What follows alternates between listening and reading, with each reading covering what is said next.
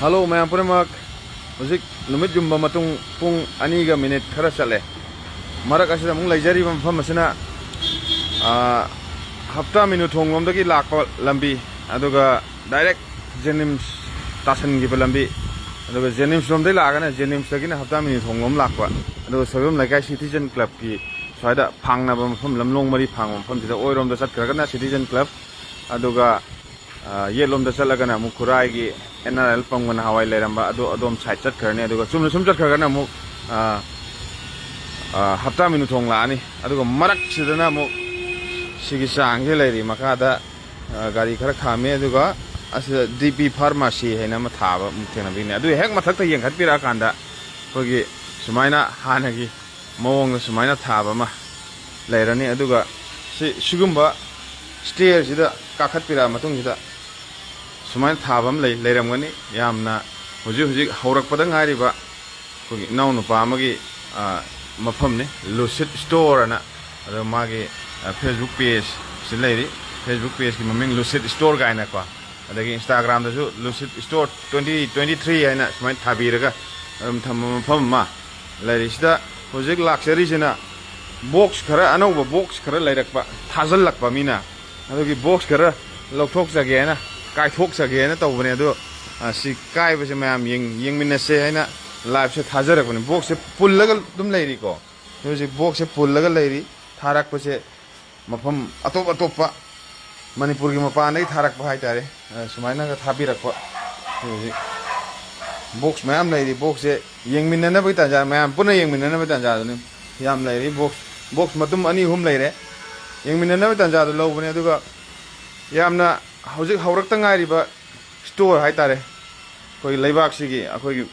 manipur gi imalaibak manipur da hona bakan ba mayam gi marakta ama oiriba sumba store gi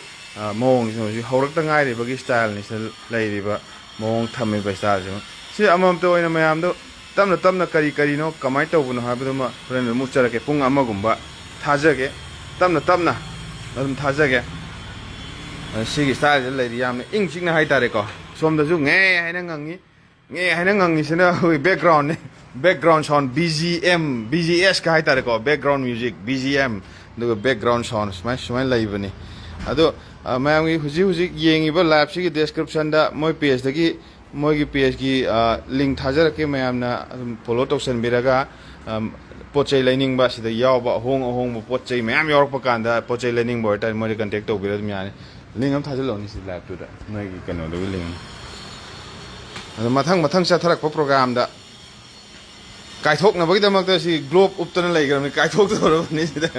globe uptana khutta globe uptana khutta khulai uptana kai thok na ba lai ra bani ado mayam da huji sigi mang da lai ba box ma adum kai thok ga kari yarak pano kari kamai to bono kari item no sida phangi ba kari kamai to bono mamal na kyam pi mamal kyam tai ha sing mayam so mathang ochara ke mayam ga pulap yeng minana bagi live sim lojab ni mayam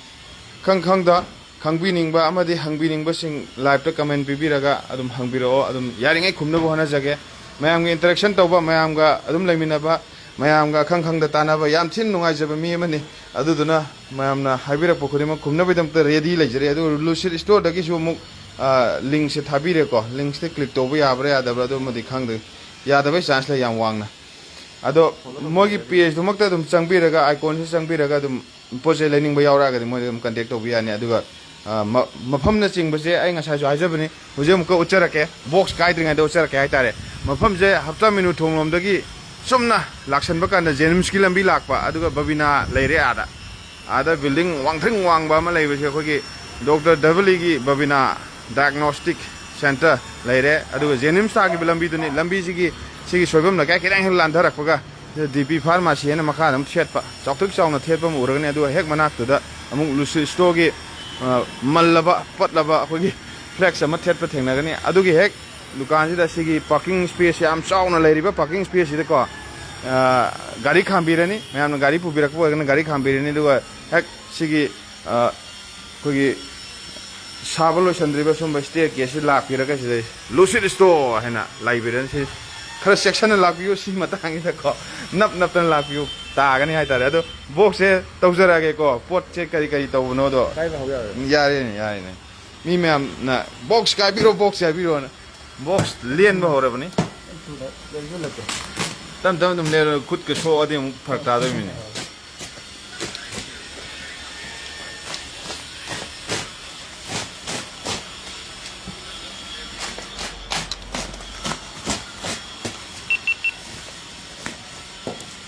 ꯀꯔꯤ ꯀꯔꯤ ꯌꯥꯎꯁꯜꯂꯤꯕ ꯍꯥꯏꯕꯗꯣ ꯁꯤꯁꯤꯅ ꯀꯔꯤ ꯑꯩꯈꯣꯏꯒꯤ ꯀꯩ ꯋꯥꯁꯤꯡ ꯃꯦꯆꯤꯟꯒꯨꯝꯕ ꯃꯥꯜꯂꯦ. ꯋꯥꯁꯤꯡ machine ꯐꯣꯜꯗꯤꯡꯒꯤ ꯑꯩꯈꯣꯏ ꯑꯉꯥꯡꯒꯤ ꯃꯣꯖꯥꯒꯨꯝꯕ ꯃꯣꯖꯥꯒꯨꯝꯕ ꯁꯨꯅꯕꯀꯣ. ꯑꯣ ꯑꯗꯨꯒꯨꯝꯕ ꯃꯥꯜꯂꯦ. ꯑꯣꯏꯔꯝꯗꯕꯁꯨ ꯌꯥꯏ. ꯀꯔꯤ ꯑꯣꯏꯔꯝꯗꯣꯏꯅꯣ ꯈꯪꯗ꯭ꯔꯤ ꯍꯧꯖꯤꯛ ꯍꯧꯖꯤꯛ ꯑꯗꯣ ꯕꯣꯝꯒꯨꯝꯕ ꯑꯣꯏꯔꯝꯕꯁꯨ ꯌꯥꯏ ꯐꯥꯒꯤꯒꯤ ꯕꯣꯝ ꯍꯥꯏꯇꯥꯔꯦ ꯏꯂꯦꯛꯇ꯭ꯔꯣꯅꯤꯛꯁꯀꯤ ꯐꯥꯒꯤꯒꯤ ꯕꯣꯝꯒꯨꯝꯕ ꯍꯥꯏꯇꯥꯔꯦꯀꯣ ꯑꯗꯣ ꯋꯥꯁꯤꯡ ꯃꯦꯆꯤꯟꯅꯦꯅ ꯍꯥꯏꯔꯤ ꯃꯥꯅꯀꯣ ꯑꯣꯏꯔꯝꯗꯕꯁꯨ ꯌꯥꯏ. ꯑꯣꯏꯔꯝꯗꯕꯁꯨ ꯌꯥꯔꯤ ꯁꯨꯡꯑꯣꯏ ꯑꯣꯏꯗ꯭ꯔꯦ ꯋꯥꯁꯤꯡ ꯃꯦꯆꯤꯟꯗꯤ ꯃꯀꯨꯞ ꯃꯀꯨꯞ ꯂꯥꯛꯄꯅꯤꯅ ꯋꯥꯁꯤꯡ ꯃꯦꯆꯤꯟ ꯑꯣꯏꯗ꯭ꯔꯦ. ꯁꯤꯅ ꯑꯩꯈꯣꯏ ꯐꯤ ꯃꯇꯨ ꯈꯣꯡꯅꯕꯁꯦ. ꯑꯣ ꯐꯤ ꯃꯇꯨ ꯈꯣꯛꯅꯕ ꯑꯩꯈꯣꯏ ꯐꯤ ꯃꯇꯨꯒꯨꯝꯕ ꯊꯣꯛꯄꯗ ꯅꯣꯚꯥꯒꯤꯅꯤꯀꯣ. ꯑꯗꯨ ꯈꯔ ꯑꯃꯅ ꯃꯤ 500 ꯌꯣꯜꯂꯤ 300 ꯌꯣꯜꯂꯤ. ꯃꯤ 900 ꯌꯣꯟꯕꯁꯨ ꯌꯥꯎꯋꯤ ꯌꯥꯝ ꯁꯤꯗꯤꯀꯣ. ꯑꯗꯣ ꯑꯩꯈꯣꯏꯗꯤ ꯌꯥꯝꯅ ꯑꯗꯨ ꯂꯥꯛꯄꯤꯕ ꯌꯥꯝ ꯍꯔꯥꯎꯅ ꯑꯩꯈꯣꯏ ꯍꯦꯜꯞ ꯇꯧꯕꯤꯔꯛꯄ ꯍꯥꯏꯇꯥꯔꯦ. ꯑꯗꯨꯅ ꯁꯤꯁꯦ 350ꯅꯦ ꯑꯗꯨ ꯏꯌꯥꯝꯕꯒꯤ ꯃꯃꯤꯡ ꯄꯜꯂꯒꯗꯤ 300 ꯊꯥꯗꯣꯛꯆꯔꯦ. ꯑꯗꯨ ꯀꯣꯟꯅ ꯑꯗꯨꯝ ꯍꯥꯏꯅꯔ ꯂꯣꯏ ꯅꯠꯇ꯭ꯔꯥ ꯍꯦꯛ ꯃꯤꯡ ꯄꯜꯂꯛꯄꯒꯅ ꯁꯤꯁꯤꯃ ꯑꯩꯈꯣꯏꯒꯤ ꯗꯦꯃꯣ ꯍꯥꯏꯐꯦꯠ ꯇꯧꯔꯛꯀꯦꯀꯣ. ꯎꯠꯂꯣꯅꯦ ꯎꯠꯂꯣꯅꯦ ꯗꯦꯃꯣ ꯂꯥꯛꯑꯒꯦ ꯁꯤꯗ ꯗꯦꯃꯣ ꯂꯥꯛꯑꯒꯦ ꯈꯤꯇꯪ ꯂꯩꯗꯧꯀꯣ ꯅꯪ ꯑꯗꯨ ꯁꯥꯎꯟꯗꯤ ꯄꯣꯠ ꯆꯠꯂꯦ ꯁꯨꯃꯥꯏꯅ ꯗꯦ ꯍꯦꯛꯇ ꯉꯪꯕ. ꯑꯗꯨꯒ ꯑꯩꯈꯣꯏꯒꯤ ꯁꯤꯕꯨꯗꯤ ꯑꯩꯕꯨꯗꯤ ꯐꯤ ꯃꯇꯨꯗꯤ ꯀꯌꯥ ꯊꯣꯛꯇ꯭ꯔꯦ. ꯐꯤ ꯃꯇꯨ ꯊꯣꯛꯄ ꯑꯝꯇ ꯄꯨꯔꯛꯑꯣꯅꯦ ꯀꯔꯥꯏꯗꯅꯣ ꯖꯔꯁꯤꯒꯨꯝꯕ ꯑꯝꯇ ꯁꯨꯃꯥꯏꯅ ꯇꯧꯔꯒ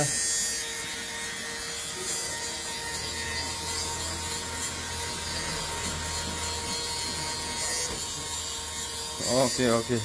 ꯁꯤ ꯇꯧꯕꯁꯤꯗ ꯑꯗꯣ ꯃꯇꯨ ꯃꯥꯒꯤ ꯊꯣꯛꯄ ꯑꯃꯣꯠꯄꯁꯦ ꯁꯤꯅ ꯃꯤ ꯃꯇꯨꯗꯤ ꯀꯌꯥ ꯊꯣꯛꯇ꯭ꯔꯕꯅꯤ나 ꯃꯥꯒꯤ ꯈꯔ ꯍꯦꯟꯗꯣꯛꯄꯁꯤꯡꯗꯣ ꯁꯤꯁꯦ ꯁꯤ ꯑꯣꯀꯦ ꯑꯗꯨꯝ ꯃꯥꯒꯤ ꯁꯤ ꯀꯝꯄꯥꯔꯠꯃꯦꯟ ꯂꯧꯊꯣꯛꯄ ꯑꯃ ꯌꯥꯎꯔꯦꯕ ꯌꯥꯝ ꯁꯤ ꯂꯧꯊꯣꯛꯑꯒ ꯑꯗꯨꯝ ꯀꯟꯊꯣꯛꯑꯒ ꯑꯗꯨꯝ ꯌꯥꯔꯦ ꯍꯥꯏꯇꯥꯔꯦ. ꯌꯥꯝ ꯅꯨꯡꯉꯥꯏꯕ ꯄꯣꯠ. ꯂꯨꯄꯥ 350ꯅꯦ ꯑꯗꯣ 300ꯗ ꯌꯥꯝꯃꯤ ꯃꯃꯤꯡ ꯄꯟꯕꯁꯤꯡ 300ꯗ ꯑꯗꯨꯝ ꯍꯥꯟꯅꯁꯨ ꯍꯥꯏꯖꯈ꯭ꯔꯦ. ꯌꯥꯝ ꯁꯤꯁꯤꯃ ꯂꯩꯔꯦꯀꯣ. ꯑꯣꯀꯦ ꯁꯤꯁꯤꯅ ꯕꯣꯛꯁ ꯁꯤꯒ ꯃꯥꯟꯅꯕ ꯕꯣꯛꯁ ꯑꯃꯁꯨ ꯌꯥꯎꯔꯝꯕꯅꯤ ꯌꯥꯝ ꯑꯗꯣ ꯁꯤꯒꯤ ꯂꯤꯅꯤ ꯃꯨꯚꯔꯁꯤꯃ ꯂꯩꯖꯔꯦ ꯁꯤꯗꯀꯣ. ꯑꯗꯨꯒ ꯃꯊꯪ ꯑꯃꯨꯛ ꯀꯥꯏ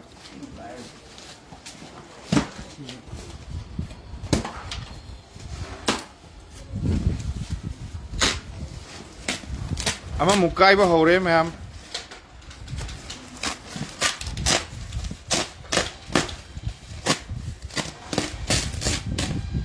ꯃꯃꯜꯒꯤ ꯃꯇꯥꯡꯁꯤ ꯁꯤꯗ ꯍꯥꯏꯕꯁꯤꯅ ꯐꯥꯏꯅꯦꯜ ꯅꯠꯇꯦ ꯑꯗꯨꯝ ꯁ꯭ꯇꯣꯔꯗ ꯑꯃꯨꯛ ꯂꯥꯛꯑꯀꯥꯟꯗ ꯈꯔ ꯑꯗꯨꯝ ꯁꯤꯗ ꯍꯥꯏꯕꯁꯤꯗꯤ ꯍꯥꯏꯗ ꯌꯥꯗꯕ ꯁꯨꯝ ꯍꯥꯏꯔꯕꯅꯤ ꯁ꯭ꯇꯣꯔꯗ ꯂꯥꯛꯑꯀꯥꯟꯗ ꯈꯔ ꯌꯥꯅꯤꯀꯣ ꯃꯌꯥꯝ ꯑꯗꯨꯝ ꯀꯩꯝ ꯄꯥꯈꯠꯄꯤꯒꯅꯨ.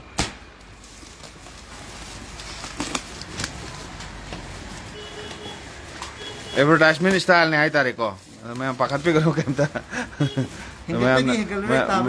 ꯃꯌꯥꯝꯅ ꯍꯥꯏꯕꯒꯤ ꯃꯇꯨꯡ ꯏꯟꯅ ꯍꯥꯏꯇꯥꯔꯦꯀꯣ ꯑꯗ ꯑꯗꯨꯝ ꯌꯥꯅꯤ ꯀꯩꯝ ꯈꯟꯕꯤꯔꯒꯅꯨ. ꯑꯗ ꯁꯤꯗ ꯑꯃꯨꯛ ꯂꯥꯛꯏꯁꯤꯅ ꯀꯩꯅꯣ ꯌꯥꯝ ꯁꯨꯅ ꯌꯥꯎꯔꯛꯑꯦ ꯁꯤꯗꯤꯀꯣ ꯍꯧꯖꯤꯛꯀꯤꯗꯨꯅ ꯕꯣꯛꯁ ꯑꯆꯧꯕꯗꯨꯃ ꯍꯧꯖꯤꯛꯀꯤ ꯐꯤ ꯃꯇꯨ ꯀꯛꯅꯕꯗꯣ ꯍꯥꯏꯇꯥꯔꯦ ꯀꯣꯏꯒꯨꯝꯕ ꯀꯛꯑꯁꯨ ꯌꯥꯕꯖꯥꯠꯅꯤ ꯍꯧꯖꯤꯛꯀꯤꯗꯣ. ꯑꯩꯈꯣꯏꯒꯤ ꯕ꯭ꯌꯨꯇꯤ ꯁꯦꯂꯨꯟꯒꯨꯝꯕ ꯃꯣꯏꯒꯤ ꯁꯨꯝꯕꯁꯦ ꯌꯥꯝꯅ ꯑꯣꯀꯦ ꯄꯥꯝꯃꯦꯅ ꯑꯣꯔꯗꯔ ꯇꯧꯕꯅꯤ. ꯁꯤꯒꯤ ꯐꯦꯁ ꯔꯣꯂꯔ ꯑꯩꯈꯣꯏꯒꯤ ꯃꯦꯇꯦꯜꯒꯤ ꯑꯣꯏꯕꯀꯣ ꯄꯣꯠꯁꯦ ꯑꯩꯈꯣꯏ ꯍꯥꯟꯅ ꯃꯥꯏꯗꯒꯨꯝꯕ ꯅꯪꯒꯟꯗꯒꯨꯝꯕ ꯇꯛꯅꯕ ꯁꯨꯝ ꯇꯛꯄ ꯅꯪ ꯇꯛꯎ ꯅꯪ ꯈꯨꯗꯥꯡꯗ ꯑꯝꯇ ꯇꯛꯎꯅꯤ ꯇꯛꯁꯟꯕ ꯁꯨꯃꯥꯏꯅ ꯇꯧꯕ ꯒꯤꯔꯤ ꯒꯤꯔꯤ ꯇꯛꯄ. ꯌꯥꯝ ꯅꯨꯡꯉꯥꯏꯀꯣ. ꯍꯥꯏꯗꯤ ꯃꯥꯏꯗꯒꯨꯝꯕꯀꯣ ꯃꯥꯏꯗ ꯑꯣꯏꯒꯦꯔꯥ ꯅꯪꯒꯟꯗ ꯑꯣꯏꯒꯦꯔꯥ ꯁꯤꯁꯦ ꯌꯥꯝ ꯅꯨꯡꯉꯥꯏ. ꯑꯗꯨ ꯃꯃꯜꯁꯦ 200 ꯑꯅ ꯌꯣꯟꯁꯤꯔ ꯈꯟꯕꯗ ꯏꯌꯥꯝꯕꯗꯤ ꯂꯥꯛꯑꯒꯗꯤ 150 ꯊꯥꯗꯣꯏ ꯁꯤꯁꯨ. ꯍꯣꯏꯅꯦ ꯍꯣꯏꯅꯦ ꯑꯗ ꯑꯗꯨꯝ ꯇꯥꯛꯄ ꯌꯥꯕꯒꯤ ꯆꯥꯟꯁ ꯑꯗꯨꯝ ꯂꯩꯔꯤꯕꯅꯤ ꯀꯩꯝ ꯈꯟꯕꯤꯔꯨꯅꯨ ꯃꯌꯥꯝ ꯄꯨꯝꯅꯃꯛ ꯂꯥꯛꯑꯒ ꯉꯥꯡꯅꯔꯀꯥꯟꯗ ꯑꯗꯨꯝ ꯌꯥꯕꯅꯤ ꯃꯤ ꯉꯥꯛꯇꯅꯤꯅꯀꯣ ꯃꯥꯁꯨ ꯃꯤꯅꯤ ꯊꯃꯣꯏ ꯄꯥꯜꯂꯤꯅꯤꯅ ꯈꯔ ꯇꯥꯒꯦ ꯀꯥꯏꯅ ꯈꯜꯂꯛꯀꯗꯕꯅꯤ ꯀꯩꯝ ꯈꯟꯕꯤꯔꯨꯅꯨ ꯃꯌꯥꯝ ꯑꯗꯨ ꯃꯃꯜꯒꯤꯗꯃꯛꯇꯗꯤ ꯁꯨꯝ ꯍꯥꯏꯗ ꯌꯥꯗꯕ ꯍꯥꯏꯕꯅꯤ ꯃꯃꯜꯗꯣ ꯃꯌꯥꯝꯒꯤ ꯆꯥꯎꯔꯥꯛꯄ ꯔꯦꯟꯖ ꯑꯃ ꯍꯥꯏꯖꯕ ꯍꯥꯏꯇꯥꯔꯦꯀꯣ ꯀꯩꯝ ꯈꯟꯕꯤꯒꯅꯨ ꯃꯃꯜꯒꯤꯗꯃꯛꯇꯗꯤꯀꯣ. ꯁꯤꯁꯤꯅ ꯀꯔꯤ ꯑꯣꯏꯖꯥꯠꯅꯣ. ꯑꯗꯒꯤ ꯁꯤꯅ ꯑꯆꯧꯕ ꯁꯤꯗꯤ ꯕꯔꯥꯋꯥꯂꯥ ꯇꯣꯔꯆ ꯂꯥꯏꯠꯅꯤꯅꯦ. ꯁꯤꯗꯤ ꯁꯤꯗꯒꯤ ꯀꯥꯞꯄ ꯀꯥꯟꯗ ꯑꯩꯈꯣꯏꯒꯤ ꯅꯣꯡꯃꯥꯏꯖꯤꯡ ꯆꯤꯡꯒꯤ ꯃꯊꯛꯇ ꯎꯕ ꯇꯣꯔꯆ ꯂꯥꯏꯠ ꯑꯣꯏꯔꯝꯕꯁꯨ ꯌꯥꯏ. ꯁꯤꯗꯅꯦ ꯃꯤ ꯄꯔꯁꯅꯦꯜꯂꯤ ꯆꯤꯟꯕꯤꯌꯣꯅ ꯇꯣꯉꯥꯟ ꯆꯤꯟꯕꯤꯕ ꯁꯤꯗꯤ ꯄꯤꯁ ꯌꯥꯝꯗ꯭ꯔꯦ. ꯍꯥꯏꯗꯤ ꯀꯩꯒꯨꯝꯕ ꯃꯣꯏꯅ ꯑꯃꯨꯛ ꯀꯁꯇꯃꯔꯁꯤꯡꯗ ꯑꯃꯨꯛ ꯁꯤꯒꯤ ꯄꯤꯕꯤꯌꯨ ꯍꯥꯏꯔꯒꯗꯤ ꯄꯤꯔꯣꯏꯗꯕꯅꯤ ꯁꯤꯁꯦ. ꯌꯥꯔꯦ ꯌꯥꯔꯦ ꯑꯩꯉꯣꯟꯗ ꯑꯃꯨꯛ ꯇꯧꯒꯗꯕ ꯁꯤ ꯇꯣꯔꯆ ꯂꯥꯏꯠꯁꯦ ꯌꯥꯝ ꯆꯥꯎꯋꯤ ꯁꯤꯗꯩ ꯀꯥꯞꯄꯗꯨꯅ ꯑꯩꯈꯣꯏꯒꯤ ꯅꯣꯡꯃꯥꯏꯖꯤꯡ ꯆꯤꯡꯒꯤ ꯃꯊꯛꯇ ꯂꯩꯔꯤꯕ ꯎ ꯋꯥ ꯁꯥ ꯆꯦꯜꯂꯤꯕ ꯑꯗꯒꯤ ꯂꯝꯑꯣꯛ ꯆꯦꯟꯕ ꯕꯥꯂꯨ ꯃꯆꯥ ꯂꯩꯕ ꯑꯗꯨꯝꯕ ꯂꯣꯏ ꯎꯔꯅꯤ ꯁꯤꯗꯤ ꯑꯗꯒꯤ ꯃꯊꯪ ꯁꯤ ꯄꯣꯠꯁꯦ ꯁꯤꯅ ꯃꯤꯊꯥꯏ ꯃꯥꯟꯕ ꯄꯣꯠ ꯂꯨꯄꯥ 10ꯗꯩ ꯍꯧꯔꯒ ꯂꯨꯄꯥ 35 40 ꯃꯨꯛꯇ ꯃꯌꯥꯝ ꯌꯥꯎꯔꯤꯕꯀꯣ ꯁꯤꯁꯤꯅ ꯑꯩꯈꯣꯏꯒꯤ ꯋꯥꯁꯤꯡ ꯃꯦꯆꯤꯟ ꯑꯃꯗ ꯐꯤ ꯅꯨꯡ ꯁꯝꯒꯨꯝꯕ ꯇꯥꯁꯜꯂꯒ ꯊꯝꯕ ꯌꯥꯎꯋꯤꯗꯅ ꯃꯁꯤ ꯋꯥꯁꯤꯡ ꯃꯦꯆꯤꯟꯗ ꯏꯁꯤꯡ ꯈꯤꯇꯪ ꯍꯥꯞꯄꯒ ꯍꯥꯞꯆꯜꯂꯅꯤꯕꯀꯣ ꯍꯥꯞꯆꯜꯂꯒ ꯃꯥꯅ ꯑꯦꯐꯦꯛ ꯇꯧꯔꯤꯗꯣꯏꯁꯦ ꯄ꯭ꯂꯥꯁꯇꯤꯛꯇꯤ ꯇꯧꯔꯣꯏꯕ ꯍꯥꯏꯗꯤ ꯋꯥꯁꯤꯡ ꯃꯦꯆꯤꯟꯁꯦ ꯄ꯭ꯂꯥꯁꯇꯤꯛꯅ ꯁꯥꯕꯅꯤꯅ ꯑꯗꯨꯒ ꯐꯤꯒꯨꯝꯕ ꯁꯝꯒꯨꯝꯕꯁꯦ ꯃꯥꯅ ꯆꯥꯊꯠꯂꯅꯤꯅ ꯑꯗꯨ ꯕꯣꯛ ꯀꯥꯝꯊꯣꯔꯛꯑꯅꯤ ꯋꯥꯁꯤꯡ ꯃꯦꯆꯤꯟꯁꯦ ꯑꯩꯈꯣꯏꯅ ꯁꯥꯔꯚꯤꯁꯤꯡ ꯁꯦꯟꯇꯔꯗ ꯄꯨꯗ꯭ꯔꯁꯨ ꯌꯥꯔꯦ ꯃꯅꯨꯡꯗ ꯄꯥꯏꯞ ꯃꯅꯨꯡꯗ ꯍꯥꯞꯆꯤꯟꯈꯤꯗꯣꯏꯔꯣ ꯄꯥꯏꯞ ꯃꯅꯨꯡ ꯅꯠꯇꯕ ꯑꯩꯈꯣꯏ ꯐꯤ ꯁꯨꯐꯝꯗꯣ ꯑꯗꯨ ꯏꯁꯤꯡ ꯈꯤꯇꯪ ꯍꯥꯞꯄꯒ ꯎꯪꯊꯠꯄ ꯑꯣ ꯑꯠꯆꯥ ꯑꯠꯆꯥ ꯃꯥꯏꯁꯤꯗ ꯈꯣꯡꯒꯣꯟꯒꯨꯝꯕ ꯃꯥꯏ ꯀꯦꯃꯤꯀꯦꯜ ꯃꯌꯥꯝꯗꯨꯅ ꯈꯣꯡꯒꯣꯟꯒꯨꯝꯕ ꯀꯥꯔꯅꯤ ꯐꯤꯗꯣ ꯐꯤ ꯐꯠꯇꯕꯒꯨꯝꯕ ꯁꯝꯒꯨꯝꯕ ꯌꯥꯎꯕꯗꯣ ꯆꯥꯊꯠꯂꯒ ꯀꯥꯞꯊꯣꯔꯛꯑꯅꯦꯕ ꯑꯣꯀꯦ ꯗ꯭ꯔꯦꯟ ꯑꯥꯎꯠ ꯇꯧꯊꯣꯛꯄ ꯃꯇꯝꯗ ꯁꯤꯁꯦ ꯂꯨꯄꯥ ꯋꯥꯁꯤꯡ ꯃꯦꯆꯤꯟꯒꯤ ꯌꯥꯝ ꯀꯥꯟꯅꯔꯕ ꯄꯣꯠ ꯍꯥꯏꯇꯥꯔꯦꯀꯣ ꯃꯃꯜꯁꯦ ꯂꯣꯏ ꯍꯥꯏꯖꯔꯛꯑꯒꯦ ꯃꯌꯥꯝꯁꯤ ꯂꯥꯛꯑ ꯌꯥꯅꯤ lupa terang harap kulla cuman pi dunia memang kau tahu kan sih kaigung kan free de pirak puju yari address am tang haja ke ko ma marak thane address am tang haja ke address se silai je akoi gi hafta minu thonglom dagi chumna lakpa kan jenim sta ba lambi hai lambi direct sida jenim sta ba sida babina gi akoi gi shar doubly gi babina diagnostic leire sigi ताब लंबी Babina लेरक high तारे को हफ्ता मिनट थोंगम दे चुमना लाख पकान अदुगा सोबम लकाय रोम द लाकान सिटीजन क्लब तकी सोम नाकन खुराय रोम द लाने अदुगा सिगी मफम निना खुराय अहोंगै लेकाय हाइबा अदुगी सिदा समाय दम छेट प थेंगनानि डीपी स्टोर अना डीपी फार्मेसी न को अदुगी हेक नाकन सिदा अखोगी खरा खरा मलब तौबा फ्लेक्स हमना लूसिड स्टोर अन लानी को तमना हौजरकपनी अखोगी नावपासी यामना तपना अखोई केमता पैसा पाइजदना हौरकपा हाई तारे को मणिपुर मी खुदिमा सिनी अदुना यामना लेजदना हौरकपा खरा खरा चेलगा मिंगोंदा लुपा अमनि दंग तोंगगा योलगा इमुंग पुनबा हाइदमक्ता अदुंबा याम हौदोरक्ता ngairiba दुकान gi स्टाइल सि केमता लेत्रि बाय तारे कोगी लाइट नुंग फजना थानद्रिबा तौगदबो हुजिकी ओइना मयामदा खजिक खदंग तोंग हौरगा खजिक खदंग योनबा यारादि खितंग चाखोटपो ओइनी हाइबदो अदुगी कनो स्टाइल है याम ममन जम तोंग तोंगदबी नतना मान योलगा है तारे को नाउ खरा अनौबा है तारे अनौबा एंटरप्रेन्योर अनौबा खर लेरगा सुम चाखोलाजु हुजिकी ओनदि हेक्ता हौदंगाइरि अदुना मयामना सपोर्ट तौबीबमा मरु ओइ खंजबदगे आइसु लागा वीडियो सि नमजबने अदुना बॉक्स से काइमिनबगी तंजा अदुनि मथंग नमु लाक्सरिसिना मु हुजिदो ngaksangangba paragama satkhare aduga mathang namu kanghong lai kanghong sih buatnya apa Amazon sama Flipkart aku ni mau je ama 60 kuma 70 kuma jual lepas yang apa ni sem expectation ni ya masih momen kaya orang dong balap to balap je ada amat tu orang mana ni expectation macam mana habis usi balap selupa kaya ada low ya game macam mana hero adu momen tu lepas selam lagi momen tentang fix tak salah je sih balap ni ba balap tu than bagi mong dom tu thalun ini card वगैरह laptop वगैरह के दलो याद जाए को any USB आई power bank में सीधा को एनी यूएसबी हमदा थक लंगना थिंजनबा अदुगा ता याबा रेट तंगे को सुनिल लाश्रम न लुपा 10 हाइबिरी नाउसा खोइरोम न लुपा 10 हाइबिरी एनजेएस जाम न लुपा 50 हाइबिरी को फिरेप युम न लुपा 10 हाइरी इरिक टेलियन न 25 हाइरी अदुगा खोमद्रम टिकेट न लुपा 13 हाइरी असुम बमदा अमा पिथोसर गंदे Kuaidin nak pun dah. Mangga tu hari ko. Mangga tu hari ni. Saya ambil subsel lagi ni lupa terang asal je ambil. Oh ya ni terang ada am tak hari. Aduh yang pergi thudi lah, jadi lupa terang terang lupa thadu. Oh pare ni. Terang jadi saya tabari nungai ro. Sebab profil lepas boleh dia semua jadi ko. Customer lagi saya. Yonde ada bagi mong dah hai tari ni ko saya amna ju harau ba aduga you happy I happy hai tu ni ko adu mong dah ni ko. Adu na maju pose jolo ba saya amna khar khangbi ba saya amna khar support to bi ba adu support tora matun na maju po jon ba saya amna ju sina ba nungai sina ba aduga maju jolo ba maju sakhot pa mo oi ba haurak tangari ba business sibu amna keno to bi hai tare ko support to bi hai tare ko sigi style ne ne video namja ba je mathang jidana mo zar long sheto kare aina haige toro nang haudre sing gumba yamna si mithai hai tare ko jidana numba koi sing aduna kai no ba sing no kogi button tawal hai tare ko segai ni adu sing them da jara jaw thor pre button manung tieng na ba hai tare sige pose button se ne na ko button tawal hai ko si je कोई candy की type से एकदम pick को पोने को ये सोना है ना कोई पात्रा जो ꯈꯤꯇꯪ ꯃꯔꯥꯡ ꯀꯥꯗ꯭ꯔꯦ ꯁꯤꯗ ꯌꯦꯡꯉꯁꯤꯀꯣ ꯏꯁꯤꯡꯁꯦ ꯍꯥꯞꯄ ꯃꯇꯝꯗ ꯆꯥꯎꯊꯣꯔꯛꯑꯅꯦꯕ ꯌꯥꯝ ꯂꯦꯞꯈꯠꯂꯛꯏꯁꯦ ꯃꯥꯗꯤ ꯏꯁꯤꯡ ꯊꯦꯡꯕ ꯃꯇꯝꯗ ꯍꯥꯏꯗꯤ ꯏꯟꯁꯇꯦꯟ ꯑꯣꯏꯕ ꯇꯥꯋꯦꯜ ꯍꯥꯏꯇꯥꯔꯦ ꯍꯥꯏꯗꯤ ꯇ꯭ꯔꯥꯏꯕꯦꯜ ꯇꯧꯕ ꯃꯇꯝꯗ ꯌꯥꯝ ꯆꯥꯎꯅ ꯄꯨꯕꯗꯤ ꯅꯨꯡꯉꯥꯏꯇꯕꯅꯤꯅ 오케이.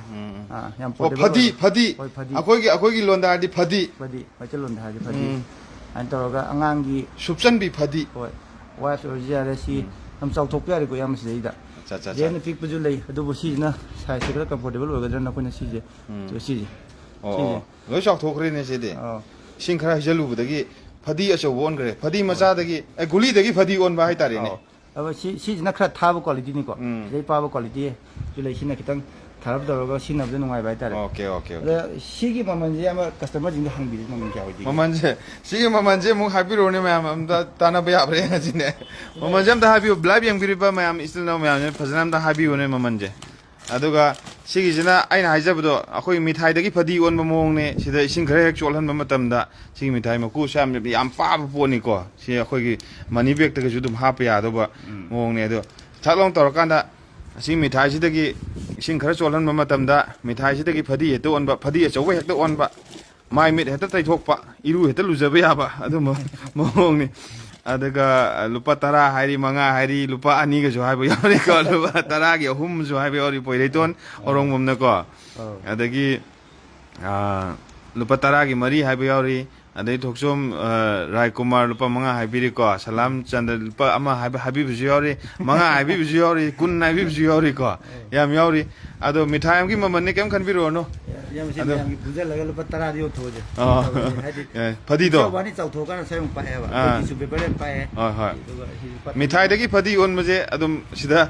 ꯀꯩꯝ ꯈꯟꯕꯤꯔꯨꯅꯨ ꯂꯥꯛꯄꯤꯔꯀꯥꯟꯗ ꯇꯥꯛ ꯂꯥꯎꯅ ꯃꯈꯥꯗꯒꯤ ꯑꯁ ꯃꯤꯊꯥꯏꯗꯒꯤ ꯐꯗꯤ ꯑꯣꯟꯕꯗꯣ ꯑꯝꯇ ꯂꯧꯒꯦꯅ ꯀꯣ ꯃꯈꯥꯗꯒꯤ ꯑꯩꯈꯣꯏꯒꯤ ꯗꯤꯕꯤ ꯐꯥꯔꯃꯥꯁꯤꯅ ꯊꯥꯕ ꯃꯐꯝꯗꯨꯗꯒꯤ ꯂꯦꯞꯄꯒ ꯁꯣꯝ ꯅꯥꯀꯟꯗ ꯂꯨꯁꯤꯠ ꯏꯁꯇꯣꯔꯒꯤ ꯃꯤ ꯂꯩꯕ꯭ꯔꯣ ꯃꯤꯊꯥꯏꯗꯒꯤ ꯐꯗꯤ ꯑꯣꯟꯕꯗꯣ ꯑꯝꯇ ꯄꯤꯔꯛꯑꯣ ꯂꯨꯄꯥ 10 ꯊꯛ ꯂꯪꯈꯠꯂꯛꯄ ꯃꯣꯏꯅ ꯊꯛ ꯍꯦꯛ ꯊꯥꯗꯔꯛꯄ ꯑꯁꯤ ꯄꯣꯠꯁꯦ ꯃꯅꯤ ꯕꯦꯒꯇ ꯍꯥꯞꯄꯒ ꯑꯗꯨꯝ ꯄꯨꯕ ꯌꯥꯕ ꯄꯣꯠꯅꯤ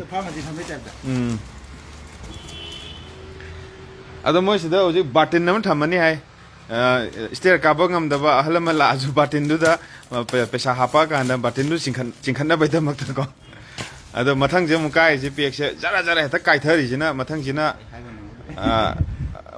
ꯑꯃꯨꯛ ꯁꯤꯅ ꯑꯁꯪꯕ ꯑꯁꯪꯕ ꯀꯣꯚꯔ ꯍꯧꯖꯤꯛ ꯀꯥꯏꯊꯣꯛꯄ ꯌꯥꯔꯕ ꯔꯣꯛ ꯂꯥꯏꯠ ꯍꯥꯏꯔꯤꯀꯣ ꯁꯣꯂꯔꯒꯤ ꯑꯠꯆꯥ ꯃꯩꯒꯤ ꯑꯩꯈꯣꯏꯒꯤ ꯀꯩꯅꯣꯒꯤ ꯃꯩ ꯂꯥꯛꯇꯕꯒꯤ ꯀꯥꯏꯊꯣꯛꯄ ꯑꯟꯕꯣꯛꯁꯤꯡꯅꯤ ꯉꯁꯤ ꯇꯧꯖꯔꯤ ꯃꯌꯥꯝꯁꯦ ꯑꯟꯕꯣꯛꯁꯤꯡ ꯗꯥꯏꯔꯦꯛ ꯑꯟꯕꯣꯛꯁꯤꯡꯅꯤ ꯑꯟꯄ꯭ꯔꯣꯐꯦꯁꯅꯦꯜ ꯑꯟꯕꯣꯛꯁꯤꯡ ꯍꯥꯏꯇꯥꯔꯦ ꯃꯌꯥꯝꯒ ꯁꯨꯝ ꯋꯥꯔꯤ ꯋꯥꯇꯥꯏ ꯁꯥꯟꯅꯔꯒ ꯑꯟꯕꯣꯛꯁꯤꯡ ꯇꯧꯕꯩ ꯃꯑꯣꯡꯗꯨꯅꯤ ꯃꯩ ꯆꯥꯔꯖꯔ ꯂꯩꯔꯦꯀꯣ ꯁꯤꯁꯤꯅ ꯑꯩꯈꯣꯏ ꯃꯅꯤꯄꯨꯔꯒꯤ ꯍꯧꯖꯤꯛ ꯌꯥꯝꯅ ꯃꯨꯠꯂꯤꯕ ꯃꯩ ꯑꯁꯤꯒꯤ ꯃꯔꯛꯇ ꯈꯔ ꯈꯖꯤꯛ ꯑꯣꯏꯇꯥꯔꯁꯨ ꯅꯨꯡꯗꯥꯡꯒꯤ ꯆꯥꯛ ꯆꯥꯕ ꯃꯇꯝꯗ ꯃꯩ ꯃꯨꯠꯈꯤꯕ ꯀꯥꯟꯗ ꯌꯥꯝ ꯅꯨꯡꯉꯥꯏꯇꯕ ꯃꯥꯌꯣꯛꯅꯕ ꯑꯗꯨꯒꯤ ꯁꯣꯂꯔꯁꯨ ꯂꯩꯔꯦꯀꯣ ꯅꯨꯡꯉꯥꯏꯇꯕꯁꯤ ꯈꯔ ꯀꯣꯛꯅꯕꯒꯤꯗꯃꯛꯇ ꯁꯨꯝꯕ ꯂꯥꯏꯠꯁꯤꯃꯗꯤ ꯗꯔꯀꯥꯔ ꯂꯩ ꯃꯤ ꯈꯨꯗꯤꯡꯃꯛꯇ ꯏꯃꯨꯡ ꯈꯨꯗꯤꯡꯃꯛꯇ ꯃꯉꯥꯟ ꯈꯔ ꯐꯪꯕꯗ ꯃꯩꯕꯨ ꯉꯥꯟꯖꯜꯂꯦ ꯆꯥꯔꯖ ꯇꯧꯁꯜꯂꯦ ꯑꯗꯨꯝ ꯃꯅꯨꯡꯗ ꯅꯨꯡꯁꯥꯒꯤ ꯃꯩꯉꯥꯟꯗꯒꯤ ꯑꯗꯨꯝ ꯆꯥꯔꯖ ꯑꯗꯨꯝ ꯇꯧꯕ ꯌꯥꯔꯕ ꯑꯗꯨꯒ ꯑꯃꯨꯛ ꯃꯩꯗꯩꯁꯨ ꯌꯥꯔꯕ ꯑꯩꯈꯣꯏꯒꯤ ꯑꯦꯅꯤ ꯆꯥꯔꯖꯔ ꯑꯃꯗꯒꯤ ꯆꯥꯔꯖ ꯇꯧꯕ ꯌꯥꯔꯕꯀꯣ ꯑꯗꯨꯒꯨꯝꯕ ꯍꯥꯏꯗꯤ ꯗꯨꯋꯦꯜ ꯀꯣꯝꯕꯣ ꯍꯥꯏꯇꯥꯔꯦ ꯃꯩꯗꯁꯨ ꯌꯥꯔꯦ ꯁꯣꯂꯔꯗꯁꯨ ꯌꯥꯔꯦ ꯃꯩ ꯂꯥꯛꯑꯒꯁꯨ ꯃꯩꯗꯒꯤ ꯇꯧꯕ ꯅꯣꯡ ꯇꯥꯔꯒꯁꯨ ꯃꯩꯗꯒꯤ ꯇꯧꯕ ꯅꯨꯡꯁꯥ ꯁꯥꯔꯒꯅ ꯍꯦꯛ ꯉꯝꯗꯣꯏ ꯇꯧꯕ ꯌꯥꯝꯁꯤ ꯑꯣꯟ ꯇꯧꯔꯒ ꯌꯦꯡꯒꯦꯀꯣ ꯌꯥꯝꯕꯗꯣ ꯁꯤꯗꯤ ꯄꯨꯔꯥ ꯀꯥꯁꯤꯃ ꯄꯨꯡꯉꯥꯟ ꯉꯥꯜꯂꯦ ꯁꯤꯗꯤ ꯅꯨꯡꯊꯤꯟꯗꯕꯨ ꯁꯌꯥꯝ ꯉꯥꯜꯂꯗꯤ ꯅꯨꯡꯗꯥꯡꯗꯤ ꯀꯃꯥꯏꯅ ꯇꯧꯔꯤ ꯌꯥꯝ ꯁꯤꯗꯤ ꯑꯁ ꯃꯁꯤꯗꯤ ꯃꯤꯠꯀ ꯊꯛꯑꯦ ꯁꯣꯝ ꯊꯥꯟꯖꯜꯂꯛꯑꯅꯨ ꯑꯗꯣ ꯍꯧꯖꯤꯛ ꯁꯤꯁꯤꯃ ꯂꯩꯔꯦ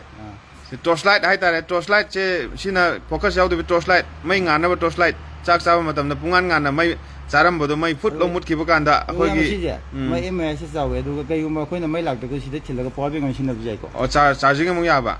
ꯑꯗꯨ ꯑꯣꯏꯇꯥꯔꯗꯤ ꯄꯨꯔꯥ ꯁꯨꯔꯦꯅꯦ ꯃꯩ ꯊꯥꯟꯕꯁꯨ ꯌꯥꯕ ꯁꯤꯗꯒꯤ ꯃꯣꯕꯥꯏꯜ ꯆꯥꯔꯖ ꯇꯧꯔꯕꯁꯨ ꯌꯥꯔꯕ ꯑꯃꯨꯛꯁꯨ ꯁꯤꯗ ꯑꯃꯨꯛ ꯆꯥꯔꯖ ꯇꯧꯁꯟꯕꯁꯨ ꯌꯥꯕ ꯑꯁꯤꯗꯒꯤ ꯇꯧꯊꯣꯛꯄꯁꯨ ꯌꯥꯕ ꯑꯗꯨꯒ ꯑꯃꯨꯛ ꯃꯩ ꯑꯃꯨꯛ ꯊꯥꯜꯂꯛꯄ ꯌꯥꯕ ꯑꯩꯈꯣꯏ ꯃꯃꯥꯡ ꯁꯔꯀꯥꯔ ꯁꯣꯏꯔꯝꯕꯗꯩ ꯃꯇꯨꯡ ꯏꯟꯅ ꯍꯧꯖꯤꯛ ꯅꯨꯡꯗꯥꯡꯗ ꯆꯥꯛ ꯆꯥꯔꯝꯕꯩ ꯇꯥꯏꯃꯤꯡꯗ ꯃꯩ ꯐꯨꯜ ꯃꯨꯠꯈꯤ ꯀꯥꯟꯗ ꯌꯥꯝ ꯅꯨꯡꯉꯥꯏꯇꯕꯁꯨ ꯁꯨꯝꯕ ꯑꯃ ꯊꯝꯃꯒꯗꯤ ꯑꯃꯨꯛ ꯅꯨꯡꯉꯥꯏꯕꯒꯤ ꯇꯟꯖꯥꯗꯨ ꯂꯥꯛꯀꯗꯣꯏꯅꯤ ꯁꯤꯒꯤꯁꯦ ꯃꯣꯏꯅ ꯂꯥꯏꯇꯤꯡ ꯇꯥꯏꯝꯁꯦ 12 ꯑꯋꯥꯔꯁ ꯑꯅ ꯍꯥꯏꯕꯀꯣ ꯄꯨꯡ 12ꯗꯤ ꯉꯥꯜꯂꯦ ꯅꯣꯡꯃ ꯑꯃ ꯉꯥꯟ ꯉꯝꯃꯦ ꯑꯍꯤꯡ ꯑꯃ ꯃꯃꯥꯡꯗ ꯁꯦꯝꯄꯜ ꯊꯥꯔꯛꯄꯗ ꯑꯩꯈꯣꯏꯅ ꯇꯦꯁ ꯇꯧꯕ ꯃꯇꯝꯗ ꯕꯦꯇ꯭ꯔꯤꯃꯗꯤ ꯑꯗꯨꯕꯨꯗꯤ ꯐꯨꯜꯕꯨꯗꯤ ꯑꯣꯏꯍꯧꯗ꯭ꯔꯦ ꯄꯨꯡ 9ꯗꯤ ꯍꯦꯟꯅ ꯆꯠꯂꯦ ꯄꯨꯡ 9ꯗꯒꯤ ꯍꯦꯟꯅ ꯀꯩꯒꯨꯝꯕ ꯇꯥꯔꯕ ꯄꯣꯠꯁꯦ ꯍꯟꯗꯣꯛꯆꯔꯦ ꯗꯥꯏꯔꯦꯛ ꯃꯅꯤ ꯕꯦꯛ ꯒꯥꯔꯦꯟꯇꯤ ꯄꯤꯔꯦ ꯗꯥꯏꯔꯦꯛ ꯍꯟꯗꯣꯛꯄ ꯌꯥꯕ ꯒꯥꯔꯦꯟꯇꯤ ꯐꯨꯜ ꯆꯥꯔꯖ ꯇꯧꯔꯒ ꯑꯝꯇꯗꯤ ꯌꯦꯡꯗ꯭ꯔꯤ ꯃꯣꯏꯅ ꯄꯣꯔꯛꯄꯗ ꯌꯦꯡꯕꯗ ꯄꯨꯡ 9ꯗꯤ ꯍꯦꯟꯅ ꯊꯥꯜꯂꯦ ꯑꯣꯀꯦ ꯑꯍꯤꯡ ꯑꯃ ꯑꯗꯨꯝ ꯊꯥꯟꯕ ꯌꯥꯔꯦ ꯑꯍꯤꯡ ꯑꯃ ꯃꯨꯠꯈꯤ ꯇꯥꯔꯁꯨ ꯑꯗꯨꯒ ꯁꯤꯒꯤ ꯃꯌꯥꯝ ꯕꯣꯛꯁꯁꯤꯗ ꯂꯩꯔꯤꯕ ꯃꯌꯥꯝꯁꯦ ꯄꯨꯂꯞ ꯀꯣꯏꯁꯜꯂꯒ ꯊꯥꯕꯜ ꯆꯣꯡꯕꯩ ꯃꯇꯝꯗ ꯊꯥꯕꯜ ꯆꯣꯡꯕ ꯌꯥꯕꯒꯤ ꯆꯥꯟꯁ ꯂꯩꯔꯤ ꯄꯨꯡ 12ꯒꯤ ꯊꯥꯕꯜ ꯃꯩ ꯉꯪꯅꯗꯕꯤ ꯖꯦꯅꯦꯔꯦꯇꯔ ꯉꯪꯅꯗꯕꯤ ꯑꯣꯀꯦ ꯑꯗꯣ ꯔꯦꯠ ꯍꯥꯏꯍꯧꯗ꯭ꯔꯤ ꯌꯥꯝ ꯔꯦꯠ ꯍꯥꯏꯍꯧꯗ꯭ꯔꯤ ꯁꯤꯒꯤ ꯔꯦꯠꯁꯦ 399 ꯂꯨꯄꯥ 100 ꯑꯗꯨꯅꯤꯀꯣ ꯁꯨꯝ ꯑꯩꯈꯣꯏꯒꯤ ꯁꯣꯔꯨꯝꯒꯤ ꯄ꯭ꯔꯥꯏꯁꯇꯒ 99 ꯍꯥꯞꯅꯕꯗꯣ ꯂꯨꯄꯥ 100 399 ꯑꯗꯨꯒ ꯏꯌꯥꯝꯕꯒꯤ ꯃꯥꯏꯀꯩꯗꯒꯤ ꯂꯥꯛꯑꯒꯗꯤ 350 ꯄꯤꯔꯦ ꯌꯥꯝ ꯌꯥꯔꯦ ꯑꯗꯨꯗꯁꯨ ꯈꯔ ꯑꯃꯨꯛ ꯇꯥꯔꯛꯀꯅꯤ ꯀꯩꯝ ꯈꯟꯕꯤꯒꯅꯨ ꯑꯗꯨꯒ ꯍꯧꯖꯤꯛ ꯃꯔꯛ ꯊꯠꯅ ꯑꯃꯨꯛꯀ ꯑꯩ ꯍꯧꯖꯤꯛꯀꯤ ꯃꯥꯒꯤ ꯑꯦꯗ꯭ꯔꯦꯁ ꯑꯝꯇꯪ ꯍꯥꯏꯖꯒꯦꯀꯣ ꯁꯣꯝ ꯅꯥꯀꯟꯗ ꯍꯞꯇꯥ ꯃꯤꯅꯨ ꯊꯣꯡꯗꯒꯤ ꯆꯨꯝꯅ ꯂꯥꯛꯁꯜꯂ ꯃꯇꯨꯡꯁꯤꯗ ꯖꯦꯅꯤꯝꯁ ꯇꯥꯕ ꯂꯝꯕꯤ ꯖꯋꯥꯍꯔꯂꯥꯜ ꯅꯦꯍꯔꯨ ꯏꯟꯁꯇꯤꯇ꯭ꯌꯨꯠ ꯑꯣꯐ ꯀꯔꯤ national institute of medical sciences ꯍꯥꯏꯕ ꯑꯩꯈꯣꯏ ꯅꯍꯥꯟꯋꯥꯏ ꯖꯦꯟ ꯍꯣꯁꯄꯤꯇꯥꯜ ꯍꯥꯏꯔꯝꯕ ꯑꯗꯨꯝꯕ ꯂꯝꯕꯤꯗꯨꯗ ꯐꯖꯅ ꯂꯥꯛꯑ ꯃꯇꯨꯡꯁꯤꯗ ꯈꯤꯇꯪ ꯂꯥꯛꯄꯒ ꯑꯗꯨꯝ ꯁꯤꯗ ꯑꯩꯈꯣꯏꯒꯤ DP ꯐꯥꯔꯃꯥꯁꯤ ꯑꯃ ꯂꯩꯔꯝꯃꯅꯤ ꯍꯦꯛ ꯑꯗꯨꯒꯤ ꯍꯦꯛ ꯃꯊꯛꯇ ꯁꯨꯃꯥꯏꯅ ꯊꯥꯕ ꯑꯃ ꯂꯩꯔꯝꯃꯅꯤ ꯊꯥꯕꯁꯤꯗ ꯍꯦꯛ ꯂꯩꯔ ꯃꯇꯨꯡꯁꯤꯗ ꯁꯤꯒꯤ ꯁ꯭ꯇꯦꯖꯁꯦ ꯀꯥꯔꯛꯑꯅꯤ ꯑꯗꯨꯒ ꯁꯦ ꯋꯦꯜꯀꯝ ꯂꯨꯁꯤꯠ ꯁ꯭ꯇꯣꯔꯅ ꯁꯨꯃꯥꯏꯅ ꯊꯥꯕ ꯑꯃ ꯊꯦꯡꯅꯕꯤꯒꯅꯤ ꯑꯗꯨꯝ ꯃꯈꯥꯗꯒꯤ ꯑꯗꯨꯝ ꯂꯥꯎꯈꯠꯄꯤꯔꯛꯑꯁꯨ ꯌꯥꯏ ꯀꯩꯝ ꯀꯥꯏꯗꯦ ꯂꯨꯁꯤꯠ ꯁ꯭ꯇꯣꯔꯒꯤ ꯃꯤ ꯂꯩꯕ꯭ꯔꯣ ꯍꯥꯏꯅ ꯂꯥꯎꯈꯠꯄꯤꯔꯛꯑꯁꯨ ꯌꯥꯏꯀꯣ ꯑꯗꯨꯅ ꯃꯊꯪ ꯑꯃꯨꯛ ꯇꯧꯔꯁꯤ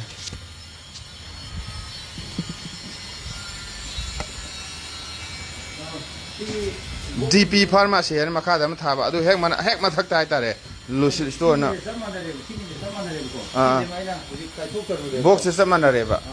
ꯌꯥꯏ ꯁꯤꯁꯤꯅ ꯀꯩꯅꯣꯅꯦꯕ ꯑꯩꯈꯣꯏꯒꯤ ꯐꯣꯜꯗꯤꯡ ꯋꯥꯁꯤꯡ ꯃꯦꯆꯤꯟ ꯍꯥꯏꯇꯥꯔꯦꯀꯣ ꯋꯥꯁꯤꯡ ꯃꯦꯆꯤꯟ ꯐꯣꯜꯗꯤꯡ ꯄꯣꯔꯇꯦꯕꯜ ꯑꯉꯥꯡ ꯅꯨꯕꯤ ꯃꯆꯥ ꯆꯦꯟꯕꯒꯤ ꯌꯥꯝ ꯅꯨꯡꯉꯥꯏꯔꯅꯤ ꯃꯣꯖꯥꯒꯨꯝꯕ ꯍꯦꯛ ꯁꯨꯕ ꯑꯉꯥꯡꯒꯤ ꯃꯣꯖꯥꯒꯨꯝꯕ ꯑꯗꯒꯤ ꯑꯉꯥꯡ ꯃꯊꯤ ꯁꯠ ꯐꯥꯏꯖꯟꯕ ꯍꯧꯖꯤꯛꯄꯨꯗꯤ ꯑꯩꯈꯣꯏꯒꯤ ꯍꯒꯤꯁꯀꯨꯝꯕ ꯂꯩꯕꯗꯒꯤ ꯌꯥꯝ ꯀꯣꯝꯈ꯭ꯔꯦꯀꯣ ꯃꯃꯥ ꯃꯄꯥ ꯑꯣꯏꯕꯁꯤꯡꯁꯦ ꯅꯍꯥꯟꯋꯥꯏ ꯅꯤꯡꯊꯥꯅ ꯂꯩꯔꯤꯉꯩ ꯃꯇꯝ ꯑꯩꯈꯣꯏꯒꯤ ꯃꯇꯝ ꯌꯥꯝ ꯂꯤꯔꯕ ꯃꯇꯝ ꯑꯗꯨꯗ ꯅꯤꯡꯊꯥꯅ ꯂꯩꯔꯤꯉꯩ ꯃꯇꯝꯗꯨꯗ ꯁꯨꯕ ꯈꯣꯠꯄꯒꯤ ꯌꯥꯝꯅ ꯃꯔꯨ ꯑꯣꯏꯕ ꯄꯣꯠꯂꯝ ꯑꯃ ꯑꯣꯏꯗꯣꯏꯅꯤ ꯃꯁꯤ ꯄꯨꯝꯅꯃꯛ ꯁꯤꯅ ꯃꯥꯒꯤ ꯀꯩꯅꯣ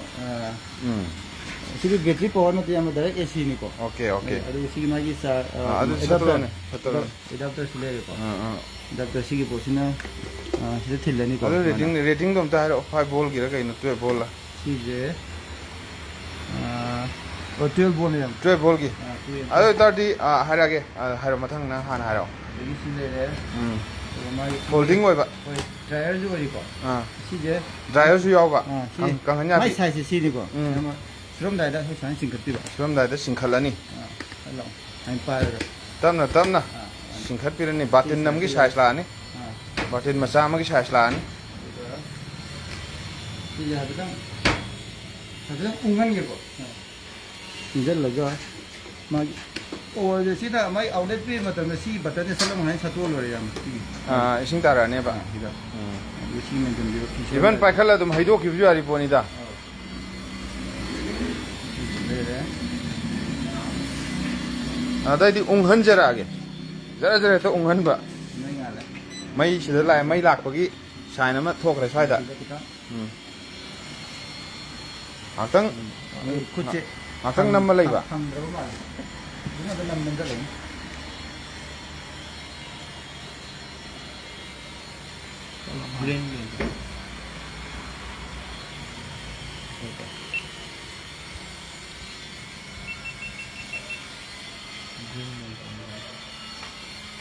ꯁꯤꯁꯦ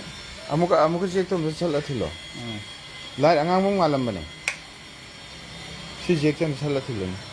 ꯂꯥꯏꯠ ꯑꯉꯥꯡꯕꯝꯗꯤ ꯉꯥꯜꯂꯝꯕꯅꯦꯕ ꯂꯥꯏꯠ ꯑꯉꯥꯡꯕꯝꯗꯤ ꯉꯥꯜꯂꯦꯗꯅꯀꯣ ꯏꯁꯤꯡ ꯌꯥꯎꯗꯕ ꯑꯃꯁꯨ ꯌꯥꯏꯌꯦ ꯑꯣꯇꯣ ꯗꯤꯇꯦꯛ ꯇꯧꯕ ꯈꯣꯠꯄ ꯂꯩꯔꯝꯃꯗꯤ ꯀꯅꯥ ꯈꯪꯕ ꯃꯃꯥꯡꯗ ꯇꯧꯕꯗꯨꯗꯤ ꯏꯁꯤꯡ ꯌꯥꯎꯔꯒ ꯇꯧꯕꯗꯤ ꯑꯗꯨꯝ ꯎꯪꯉꯦꯕꯀꯣ ꯑꯗꯨꯅꯤ ꯏꯁꯤꯡ ꯌꯥꯎꯗꯕ ꯑꯃꯁꯨ ꯌꯥꯏꯌꯦ ꯑꯗꯣ ꯁꯤ ꯎꯪꯉꯛꯑꯅꯤ ꯃꯌꯥꯝ ꯁꯤ ꯎꯪꯉꯛꯑꯅꯤ ꯑꯗꯨꯒ ꯁꯤꯒꯤ ꯆꯥꯔꯖꯔꯁꯤ ꯆꯥꯛꯈ꯭ꯔꯦ ꯍꯥꯏꯇꯥꯔꯁꯨ ꯃꯌꯥꯝ ꯍꯧꯖꯤꯛꯇꯤ ꯑꯩꯈꯣꯏꯒꯤ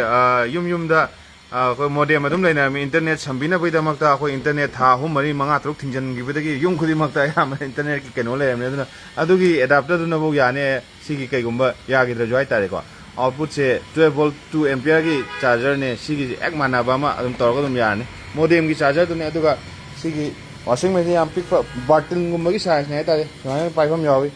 ꯑꯗꯨꯒ ꯁꯤꯁꯤꯅ ꯗ꯭ꯔꯥꯏꯒꯨꯝꯕ ꯇꯧꯕꯒꯤ ꯃꯑꯣꯡ ꯑꯣꯏꯔꯝꯃꯅꯤ ꯊꯛ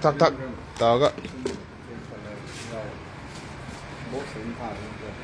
싫어. 이거 빙내야 봐. 이거 빈치지 없네. 아니, 시야도 이제 농아이트래. 호이네 호이네 또 웅도 좀 이해는. 웅 아무튼 이행한지라게 좀해 아도 pot khurimak yaraga lakani haiba yade mi ju soiba yaurei popa kanda aduna soiba khotpa company dai tharakpa aduga lambi da kaida yagi da ba ni khola lakpa gara gara ta ni lakpa tata da lakpa adu mai tawduna yaram da ba yawbu su hai kaiyum kanda aduga adugi da makta ne si yadren khan tar su mayam da yadabudi dum pi roi da poni hek yadraba sida test tawra lawba hek yadraba dum thanamba atopa ma hekta lawba sine na tor ung ngai tare ông hay là quoi? Ông là quoi? oh washing machine gi hongna bi do somai mo ung bi somai mo ung bi pong do ung san bi do ni ko sida di yam tapna ung ba gi mong ma le ba ko hadi se kana ung ni si je aduga mobile camera si ung da bai man bai wani maram di masi gi khoi gi frame rate khara wang bo wang da ba si gi na camera gi department na dum pai ra ni hai da adagi si ung ba se mayam ya bi re ko si gi washing machine je adu ma si driver yauri ko si je sa ge mai driver di ma setup to bugi da video link da thaga jara ge yare yare mathang da si gi washing machine gi je chawrak por range ma mo 1600 ai da 1500 ya mai maming la ga di 1500 de pi da ta re 1500 okay okay okay adai dia muka makata ba muka khelle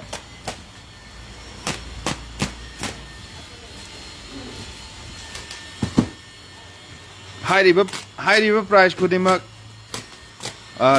fix oiren khan ta so muk la ga ngangna bada yam nungai bai na pani mana kasu as aidi muktana masi pi da yaro ina haira man no fen toraga dum pithora ka do poni short pa so dum pi ga do poni kem khan bi ga no ma do amu mu ko thok piraga magi store jida yeng biraga kari kari leiriba kari kari leitriba oh left ya ama julai sona kanda live oju ji yeng biri ba chilnau ani ni silai se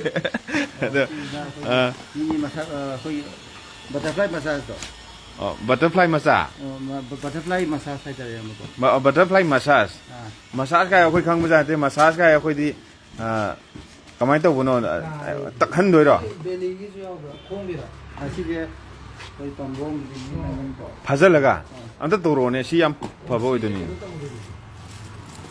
massage to no bai tare ko massage ha bi khoi nik han doi ma le mai je khoi di nik pa aduga okay nogi phone number to share to biro ni ai sam ta hai hai 8256 asida comment pe lagi ko comment da dum picture age lucy store gi moi mai kai da gi dum comment da dak long hapsan jage aduga moi gi lucy store gi facebook page tu ju hujik follow ga yam dri bani yamna hauda ngari ba hai tare ko kasu yamna paisa paira to jabana ta bai tare ai go mai tare ko adu da tek tek tawraga mayam su ma su nungai ba adu mayam su kanabam pi ba adu mong da ne tawjaba je yam bu je khoi follower je 97 ne le je facebook ta yam bana yam gi fan jing na ai bu kyam yam support da di yeng bi je adu ga instagram da ne 295 le ba 295 instagram da kyam yam impact le ge yam yeng bi je ko hayeng 24 matung da pare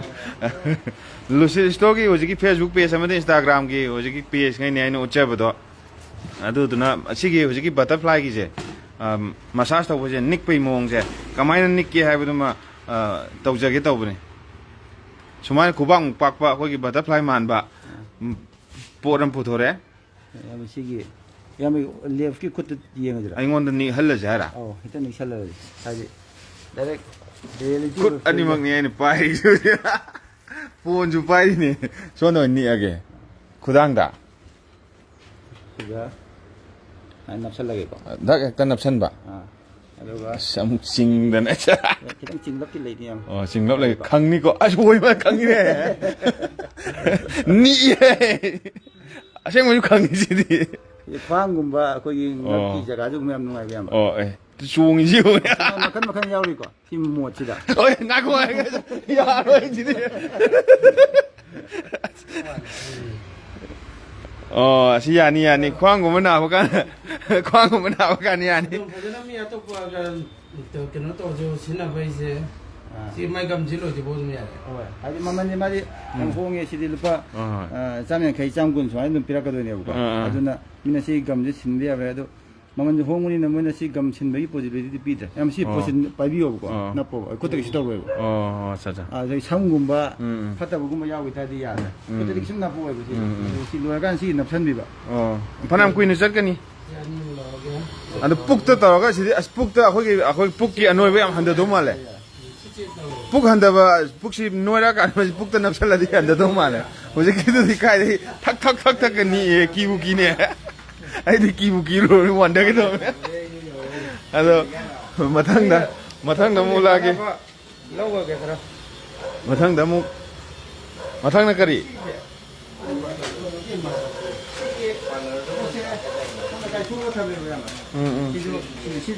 ꯉꯔꯥꯡ ꯌꯧꯔꯛꯄꯅꯦ ꯑꯁꯤꯒꯤ ꯍꯧꯖꯤꯛꯀꯤ ꯇꯛꯅꯕꯗꯨꯔꯣ ꯁ꯭ꯇꯤꯜꯒꯤꯗꯨꯔꯣ ꯁꯤꯅ ꯉꯁꯥꯏꯒꯤ ꯀꯩꯅꯣꯗ ꯂꯩꯔꯦꯗꯅ ꯑꯩꯈꯣꯏꯒꯤ ꯃꯁꯥꯖꯔꯗꯣ ꯑꯗꯨꯒ ꯁꯤꯒꯤ ꯃꯨꯟꯂꯦꯝꯗꯣ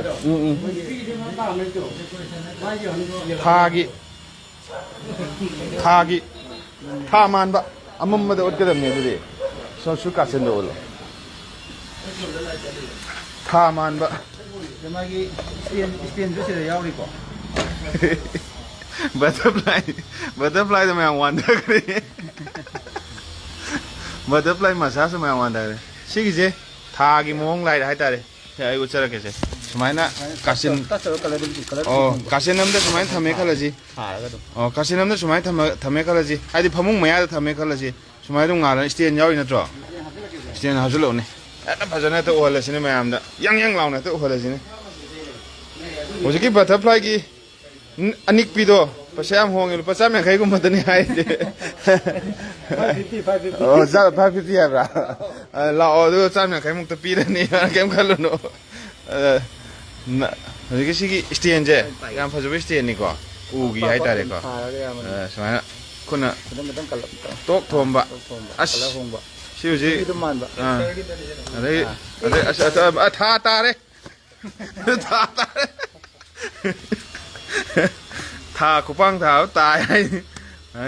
ꯃꯆꯨꯁꯦ RGBꯗꯒꯤ ꯍꯦꯜꯂꯦ ꯍꯥꯏꯇꯥꯔꯦꯀꯣ ꯁꯨꯃꯥꯏꯅ ꯇꯧꯔꯒ ꯇꯛ ꯇꯛ ꯊꯥ ꯐꯨꯔꯒ ꯃꯆꯨꯁꯦ ꯑꯣꯟꯕ ꯑꯗꯣ ꯁꯤ ꯐꯃꯨꯡꯒꯨꯝꯕꯗ ꯅꯠꯇ꯭ꯔꯒꯅ ꯌꯥꯝꯅ ꯍꯥꯏꯇꯥꯔꯦꯀꯣ ꯊꯝꯀꯥꯟꯗ ꯌꯥꯝ ꯄꯣꯁ ꯇꯥꯔꯅꯤ ꯁꯨꯃꯥꯏꯅ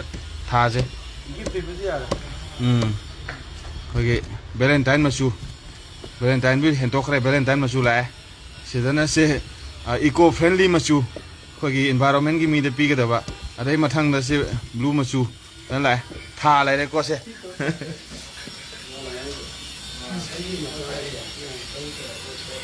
ꯑꯗ ꯁꯤꯅꯤ ꯊꯥꯒꯤ ꯃꯑꯣꯡ ꯑꯗ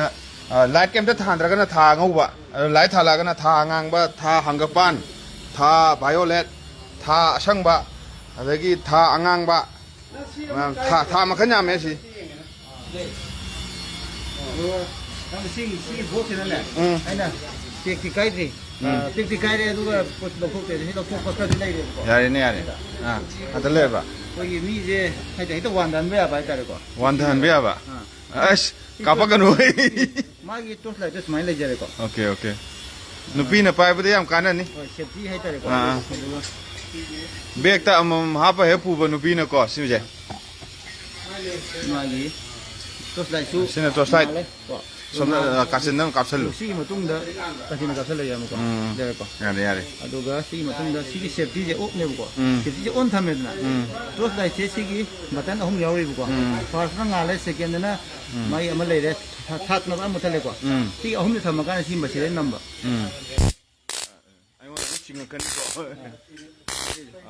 ꯃꯤꯉꯣꯟꯗ ꯅꯝꯃꯀꯥꯟꯗ ꯍꯥꯏꯇꯥꯔꯦꯀꯣ ꯑꯗꯨꯝ ꯂꯦꯛꯊꯔꯦ ꯑꯗꯨꯝ ꯁꯦꯀꯦꯟ 3 4 ꯑꯗꯨꯝ ꯂꯦꯛꯊꯔꯦ ꯑꯗꯨꯒ ꯕꯣꯏꯂꯔꯒꯨꯝꯕ ꯌꯦꯟ ꯉꯥꯅꯨ ꯍꯥꯞꯄ ꯌꯥꯝ ꯅꯨꯡꯉꯥꯏ ꯌꯥꯝ ꯁꯤꯗꯤ ꯑꯗꯨꯝ ꯁꯤꯔꯦ ꯑꯗꯨꯝ ꯌꯦꯟ ꯉꯥꯅꯨ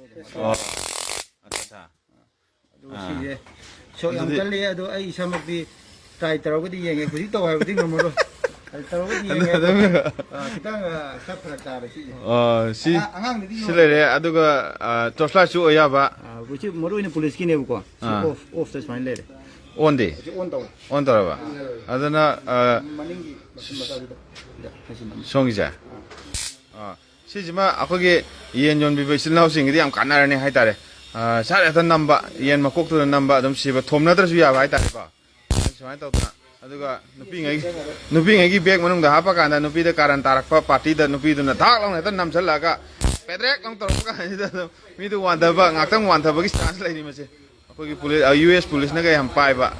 ꯐꯤꯂꯝꯗ ꯀꯩꯗ ꯎꯕ ꯄꯣꯠꯇꯨꯅꯤ ꯃꯁꯦ ꯑꯗꯨꯃꯥꯏꯅ ꯇꯧꯔꯒ ꯁꯦꯔꯦꯠ ꯑꯣꯀꯦ ꯑꯗꯒꯤ ꯑꯁꯤꯁꯤꯅ ꯍꯧꯖꯤꯛꯀꯤꯗꯨ ꯇꯣꯁꯂꯥꯏꯠꯁꯤꯅ ꯀꯌꯥ ꯍꯧꯖꯤꯛꯀꯤ ꯄꯪꯊꯕꯩ ꯇꯣꯁꯂꯥꯏꯠꯁꯤꯅ ꯀꯌꯥ ꯑꯗꯨ ꯌꯥꯝꯕ 450 ꯑꯗꯨ ꯌꯥꯝꯕꯒꯤ ꯁꯥꯏꯗ ꯂꯥꯛꯑꯗꯤ 400 ꯍꯦꯛꯇ ꯄꯤꯊꯣꯛꯑꯦ ꯌꯥꯝꯕ ꯍꯥꯏꯔꯤꯕ ꯃꯃꯜꯁꯦ ꯑꯝꯇ ꯐꯤꯛꯁ ꯅꯠꯇꯦ ꯃꯥ ꯇꯥꯈꯤꯅꯤ ꯑꯗꯨꯝ ꯀꯩꯝ ꯈꯟꯕꯤꯒꯅꯨ ꯃꯌꯥꯝ ꯄꯨꯝꯅꯃꯛ ꯀꯩꯝ ꯈꯟꯕꯤꯒꯅꯨ ꯁꯤꯃꯗꯤ ꯈꯔ ꯍꯣꯠꯁꯦꯜ ꯑꯣꯏꯔꯦ ꯃꯌꯥꯝꯁꯨ ꯄꯥꯝꯅꯔꯦꯀꯣ ꯕꯂꯞ ꯁꯤꯗ ꯑꯩ ꯕꯣꯛꯁꯤꯗ ꯂꯩꯔꯦꯀꯣ ꯂꯩ ꯕꯂꯞ ꯅꯍꯥꯟꯋꯥꯏꯒꯤ ꯕꯂꯞ ꯁ꯭ꯇꯥꯏꯜ ꯍꯥꯏꯇꯥꯔꯦꯀꯣ ꯁꯤꯁꯦ ꯑꯗꯨꯝ ꯍꯧꯖꯤꯛ ꯋꯥꯇꯔꯄ꯭ꯔꯨꯐꯁꯨ ꯑꯣꯏꯕ ꯇꯥꯏꯞ ꯁꯤꯁꯨ ꯑꯣꯏꯕ ꯑꯦꯅꯤ ꯀꯦꯝꯄꯤꯡ ꯆꯠꯄꯒꯨꯝꯕ ꯑꯗꯒꯤ ꯅꯥꯀꯟ ꯑꯃꯗ ꯑꯩꯈꯣꯏꯒꯤ ꯐꯃꯨꯡ ꯃꯌꯥꯛꯇ ꯌꯥꯟꯁꯤꯜꯂꯀꯥꯟꯗ ꯃꯨꯠ ꯁꯨꯡꯕ ꯅꯨꯡꯉꯥꯏꯒꯗꯕ ꯕꯂꯞ ꯍꯥꯏꯇꯥꯔꯦꯅꯦꯀꯣ ꯊꯥ ꯊꯥꯕ ꯉꯥꯟꯕ ꯁꯤ ꯃꯣꯠ ꯌꯥꯎꯔꯤꯔꯣ ꯃꯊꯪꯗ ꯈꯔ ꯃꯝꯊꯕ ꯈꯔ ꯃꯝꯊꯕ ꯈꯔ ꯃꯝꯊꯕ ꯈꯔꯒ ꯃꯝꯊꯕ ꯃꯨꯊꯠꯄ ꯃꯣꯠ ꯑꯍꯨꯝ ꯌꯥꯎꯕ ꯍꯦꯛ ꯊꯥꯔꯛꯄ ꯀꯥꯟꯗ ꯈꯪꯉꯥꯟ ꯉꯥꯟꯕꯀꯣ ꯑꯗꯒꯤ ꯁꯤ ꯈꯤꯇꯪ ꯑꯃꯨꯛ ꯅꯝꯃꯒꯅ ꯈꯔ ꯃꯝꯃꯦ ꯑꯗꯩ ꯈꯔ ꯃꯝꯃꯦ ꯑꯗꯨꯒ ꯇꯧꯕ ꯑꯩꯈꯣꯏꯒꯤ ꯍꯣꯇꯦꯜꯒꯨꯝꯕ ꯐꯥꯁ ꯐꯨꯗꯀꯨꯝꯕꯗꯒ ꯌꯥꯝ ꯊꯥꯅꯕ ꯃꯨꯠ ꯁꯨꯡꯕ ꯌꯥꯕ ꯍꯥꯏꯇꯥꯔꯦ ꯔꯣꯃꯥꯟꯇꯤꯛ ꯑꯣꯏꯕ ꯍꯥꯏꯇꯥꯔꯦ ꯁꯤꯒꯤ ꯕꯇꯟꯁꯦ ꯋꯥꯇꯔꯄ꯭ꯔꯨꯐ ꯑꯣꯏꯅ ꯁꯨꯃꯥꯏꯅ ꯂꯥꯛꯑꯦꯕ ꯃꯣꯟꯖꯜꯂꯒ ꯑꯣꯀꯦ ꯋꯥꯇꯔꯄ꯭ꯔꯨꯐꯀꯤꯗꯃꯛꯇ ꯌꯥꯝ ꯔꯣꯃꯥꯟꯇꯤꯛ ꯑꯣꯏꯕ ꯍꯥꯏꯇꯥꯔꯦꯀꯣ ꯆꯤꯡ ꯆꯠꯄꯗꯣ ꯑꯗꯨ ꯌꯥꯝ ꯅꯨꯡꯉꯥꯏꯅ ꯄꯨ ꯌꯥꯔꯦ ꯊꯥꯟꯕ ꯀꯥꯟꯗ ꯊꯛ ꯍꯦꯛꯇ ꯀꯣꯠꯁꯜꯂꯒ ꯁꯤ ꯈꯣꯡꯒꯥꯎꯗꯅꯤ ꯈꯪꯗꯦ ꯀꯣꯆꯤꯗꯅꯤ ꯈꯪꯗꯦ ꯊꯛ ꯍꯦꯛꯇ ꯌꯥꯟꯁꯤꯟꯕ ꯌꯥꯕ ꯑꯗꯨꯒ ꯄꯦꯇꯤꯒꯨꯝꯕꯗꯁꯨ ꯊꯛ ꯍꯦꯛꯇ ꯌꯥꯟꯁꯤꯟ ꯌꯥꯕ ꯑꯗꯨꯝ ꯃꯈꯜꯒꯤ ꯕꯜꯂꯞꯅꯦ ꯌꯥꯝ ꯊꯤ ꯍꯣꯡꯉ ꯄꯤꯔꯅꯤ ꯃꯃꯟꯒꯤꯗꯤ ꯀꯩꯝ ꯈꯟꯕꯤꯔꯨꯔꯅꯨ ꯑꯗꯒꯤ ꯂꯣꯏꯔꯕ ꯁꯤꯗ ꯒ꯭ꯌꯥꯁ ꯁꯨꯈꯠꯅꯕꯁꯨ ꯂꯩꯔꯦꯀꯣ ꯁꯤꯗ ꯌꯥꯝ ꯂꯩꯔꯦ ꯎꯠꯆꯔꯛꯀꯦꯀꯣ ꯕꯣꯛꯁꯀꯤ ꯃꯅꯨꯡꯗ ꯂꯩꯔꯦ ꯑꯗꯨꯒ ꯃꯥꯏ ꯁꯤꯒꯤ ꯃꯁꯥꯒꯤ ꯔꯤꯐꯤꯜꯁꯨ ꯌꯥꯎꯖꯕ ꯃꯁꯥꯒꯤ ꯁꯤ ꯔꯤꯐꯤꯜ ꯌꯥꯎꯖꯔꯦꯀꯣ ꯔꯤꯐꯤꯜ ꯌꯥꯎꯖꯔꯦ ꯑꯗꯨꯒ ꯃꯁꯥꯒꯤ ꯁꯤꯅ ꯑꯩꯈꯣꯏ ꯃꯩꯈꯦꯠ ꯆꯨꯔꯒ ꯃꯅꯨꯡꯗꯒ ꯇꯧꯕꯗ ꯌꯥꯝ ꯅꯨꯡꯉꯥꯏꯇꯦꯕꯀꯣ ꯑꯗꯨꯅ ꯁꯤꯒꯤ ꯃꯥꯒꯤ ꯑꯣꯟ ꯑꯣꯐ ꯂꯩꯔꯦ ꯁꯤ ꯂꯣꯛ ꯂꯩꯔꯦ ꯁꯤꯅ ꯂꯣꯛꯁꯦ ꯑꯣꯐꯇ ꯊꯝꯃꯦ ꯑꯗꯨꯒ ꯖꯔ ꯍꯦꯛꯇ ꯉꯥꯜꯂꯛꯄꯤ ꯃꯩ ꯑꯝꯇ ꯀꯥꯞꯀꯦ ꯃꯩ ꯀꯥꯞꯄ ꯆꯠꯂꯦ ꯑꯩ ꯃꯩ ꯀꯥꯞꯄꯒ ꯆꯠꯂꯦ ꯕꯖꯥꯔꯕꯨ ꯃꯩ ꯀꯥꯞꯄ ꯆꯠꯈ꯭ꯔꯒꯦ ꯁꯨꯃꯥꯏꯅ ꯇꯧꯗꯅꯀꯣ ꯂꯝꯕꯤꯁꯦ ꯑꯝꯇꯪ ꯍꯥꯏꯖꯔꯛꯀꯦ ꯃꯌꯥꯝ ꯄꯨꯝꯅꯃꯛꯀꯤ ꯂꯝꯕꯤꯁꯦ ꯑꯝꯇ ꯍꯥꯏꯖꯔꯛꯀꯦ ꯑꯩꯈꯣꯏꯒꯤ ꯁꯣꯝ ꯅꯥꯀꯟꯗ ꯍꯞꯇꯥ ꯃꯤꯅꯨ ꯊꯣꯡꯂꯣꯝꯗꯒꯤ ꯆꯨꯝꯅ ꯖꯦꯅꯤꯝꯁ ꯇꯥꯕ ꯂꯝꯕꯤ ꯖꯦꯟ ꯍꯣꯁꯄꯤꯇꯥꯜ ꯇꯥꯕ ꯂꯝꯕꯤ ꯔꯣꯝꯗ ꯂꯥꯛꯑꯀꯥꯟꯗ ꯑꯩꯈꯣꯏꯒꯤ ꯕꯕꯤꯅꯥꯒꯤ ꯂꯩꯔꯛꯀꯁꯨ ꯍꯥꯏꯅꯕ ꯕꯕꯤꯅꯥꯒꯤ ꯂꯩꯔꯛ ꯕꯕꯤꯅꯥꯒꯤ ꯗꯥꯏꯒꯅꯣꯁꯇꯤꯛ ꯌꯧꯗ꯭ꯔꯤꯉꯩꯗ ꯑꯩꯈꯣꯏꯒꯤ ꯁꯣꯏꯕꯝ ꯂꯩꯀꯥꯏꯗꯒꯤ ꯈꯤꯇꯪ ꯍꯦꯟꯊꯕꯒ ꯁꯤꯗ ꯑꯩꯈꯣꯏꯒꯤ DP ꯐꯥꯔꯃꯥꯁꯤꯅ ꯊꯦꯠꯂꯅꯤ ꯑꯗꯨꯒꯤ ꯍꯦꯛ ꯃꯊꯪꯗ ꯑꯗꯨꯒꯤ ꯍꯦꯛ ꯃꯊꯛ ꯍꯥꯏꯇꯥꯔꯦ ꯃꯈꯥꯗꯅ DP ꯐꯥꯔꯃꯥꯁꯤ ꯑꯗꯨꯒꯤ ꯍꯦꯛ ꯃꯊꯛꯇ ꯁꯤꯗ ꯂꯩꯔꯤꯕ ꯑꯩꯈꯣꯏ ꯂꯨꯁꯤꯟ ꯏꯁꯇꯣꯔꯅ ꯌꯥꯝ ꯆꯥꯎꯕ ꯅꯠꯇꯦ ꯈꯔ ꯍꯧꯔꯛꯇ ꯉꯥꯏꯔꯤ ꯃꯌꯥꯝꯒꯤ ꯁꯞꯄꯣꯔꯠ ꯗꯔꯀꯥꯔ ꯂꯩꯔꯤ ꯃꯌꯥꯝꯒꯤ ꯁꯞꯄꯣꯔꯠ ꯌꯥꯝ ꯃꯔꯨ ꯑꯣꯏꯔꯤ ꯑꯗꯨꯅ ꯃꯥꯅꯁꯨ ꯌꯥꯝ ꯇꯥꯡꯅꯁꯨ ꯌꯣꯟꯗꯕ ꯍꯣꯡꯅꯁꯨ ꯌꯣꯟꯗꯕ ꯑꯗꯨꯒ ꯃꯌꯥꯏ ꯑꯣꯏꯔꯞ ꯌꯣꯜꯂꯒ ꯃꯌꯥꯝꯒꯤꯁꯨ ꯅꯨꯡꯉꯥꯏꯕ ꯑꯗꯨꯒ ꯃꯥꯒꯤꯁꯨ ꯅꯨꯡꯉꯥꯏꯍꯟꯕꯒꯤ ꯃꯑꯣꯡꯗꯣ ꯆꯠꯊꯕꯩ ꯋꯥꯅꯤ ꯃꯥ ꯍꯧꯗ ꯉꯥꯏꯖꯔꯤ ꯃꯥꯒꯤ ꯗꯨꯀꯥꯟꯁꯤꯃꯛ ꯌꯥꯝ ꯇꯦꯛ ꯇꯧꯔꯒ ꯍꯧꯗ ꯉꯥꯏꯖꯔꯤꯕ ꯑꯗꯨꯝꯕ ꯗꯨꯀꯥꯟꯅꯦ ꯑꯗꯨꯒ ꯃꯌꯥꯝꯅ ꯂꯩꯕ ꯃꯌꯥꯝꯁꯦ ꯁꯤꯒꯤ ꯍꯧꯖꯤꯛ ꯒ꯭ꯌꯥꯁ ꯆꯨꯈꯠꯅꯕꯒꯤ ꯋꯥꯔꯤꯁꯦ ꯁꯤꯒꯤ ꯒ꯭ꯌꯥꯁ ꯔꯤꯐꯤꯜꯁꯨ ꯑꯗꯨꯝ ꯐꯪꯉꯦ ꯃꯉꯣꯟꯗ ꯑꯗꯨꯒ ꯁꯨꯃꯥꯏꯅ ꯇꯧꯔꯒ ꯇꯦꯛ ꯂꯥꯎ ꯆꯨꯈꯠꯄ ꯍꯥꯏꯇꯥꯔꯦ ꯃꯩ ꯊꯣꯛꯂꯛꯄ ꯃꯩ ꯆꯨꯈꯠꯄ ꯀꯦꯟꯗꯜꯒ ꯌꯥꯝ ꯆꯨꯕ ꯌꯥꯝ ꯅꯨꯡꯉꯥꯏꯅꯤꯀꯣ ꯑꯩꯈꯣꯏꯒꯤ ꯀꯦꯟꯗꯜ ꯊꯥꯟꯕ ꯀꯥꯟꯗ ꯊꯛ ꯊꯛ ꯆꯨꯕ ꯁꯨꯃꯥꯏꯅ ꯇꯧꯕ ꯑꯗꯨꯅ ꯁꯤꯒꯤ ꯄ꯭ꯔꯗꯛꯁꯤꯅ ꯇꯧꯔꯤꯁꯤꯅ ꯃꯩꯈꯦꯠ ꯃꯔꯨ ꯃꯆꯥ ꯃꯆꯥ ꯇꯥꯍꯟꯕꯗꯣ ꯇꯥꯍꯜꯂꯔꯣꯏ ꯑꯗꯨꯒ ꯀꯦꯟꯗꯜꯒꯨꯝꯕ ꯆꯨꯕ ꯃꯩꯅꯤ ꯈꯨꯁꯤꯁꯦ ꯌꯥꯔꯦ ꯁꯤꯁꯤꯃ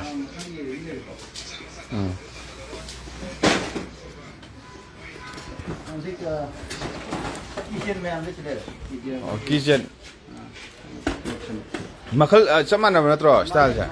ꯃꯥꯟꯅꯗꯤꯌꯦ ꯀꯤꯆꯦꯟ ꯑꯩꯈꯣꯏꯒꯤ ꯀꯩꯅꯣꯗ ꯍꯥꯏꯇꯥꯔꯦ ꯃꯁꯤꯁꯤꯅ ꯑꯩꯈꯣꯏꯒꯤ ꯀꯥꯔꯒꯨꯝꯕꯒꯤ ꯑꯦꯁꯦꯁꯔꯤꯒꯨꯝꯕ ꯌꯣꯟꯕ ꯃꯐꯝꯗ ꯙꯛ ꯂꯥꯎ ꯊꯦꯠꯆꯟꯈ꯭ꯔꯗꯤ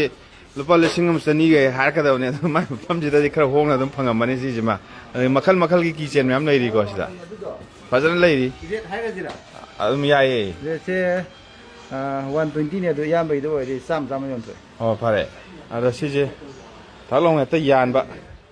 kitchen gi yam phajaba makhal ki kitchen standard kitchen hai tare ko mem lai ri post ta ta ba mem lai ri makhal amani khatang ne pa si makhal yam mai si mayam si pulap utpudo ai ngam da adu duna si ahum thang si uchabani adu mama yam hong si poche kitchen si lai ri ko ꯏꯌꯥꯝꯕꯒꯤ exploring Manipur ꯄꯥꯝꯕꯤꯔꯒ ꯂꯥꯛꯑꯒꯗꯤ ꯑꯗꯨꯝ ꯆꯥꯝꯃ ꯀꯨꯟꯗꯣ ꯑꯗꯨꯝ ꯆꯥꯝꯃ ꯁꯠ ꯄꯤꯊꯣꯛꯑꯦ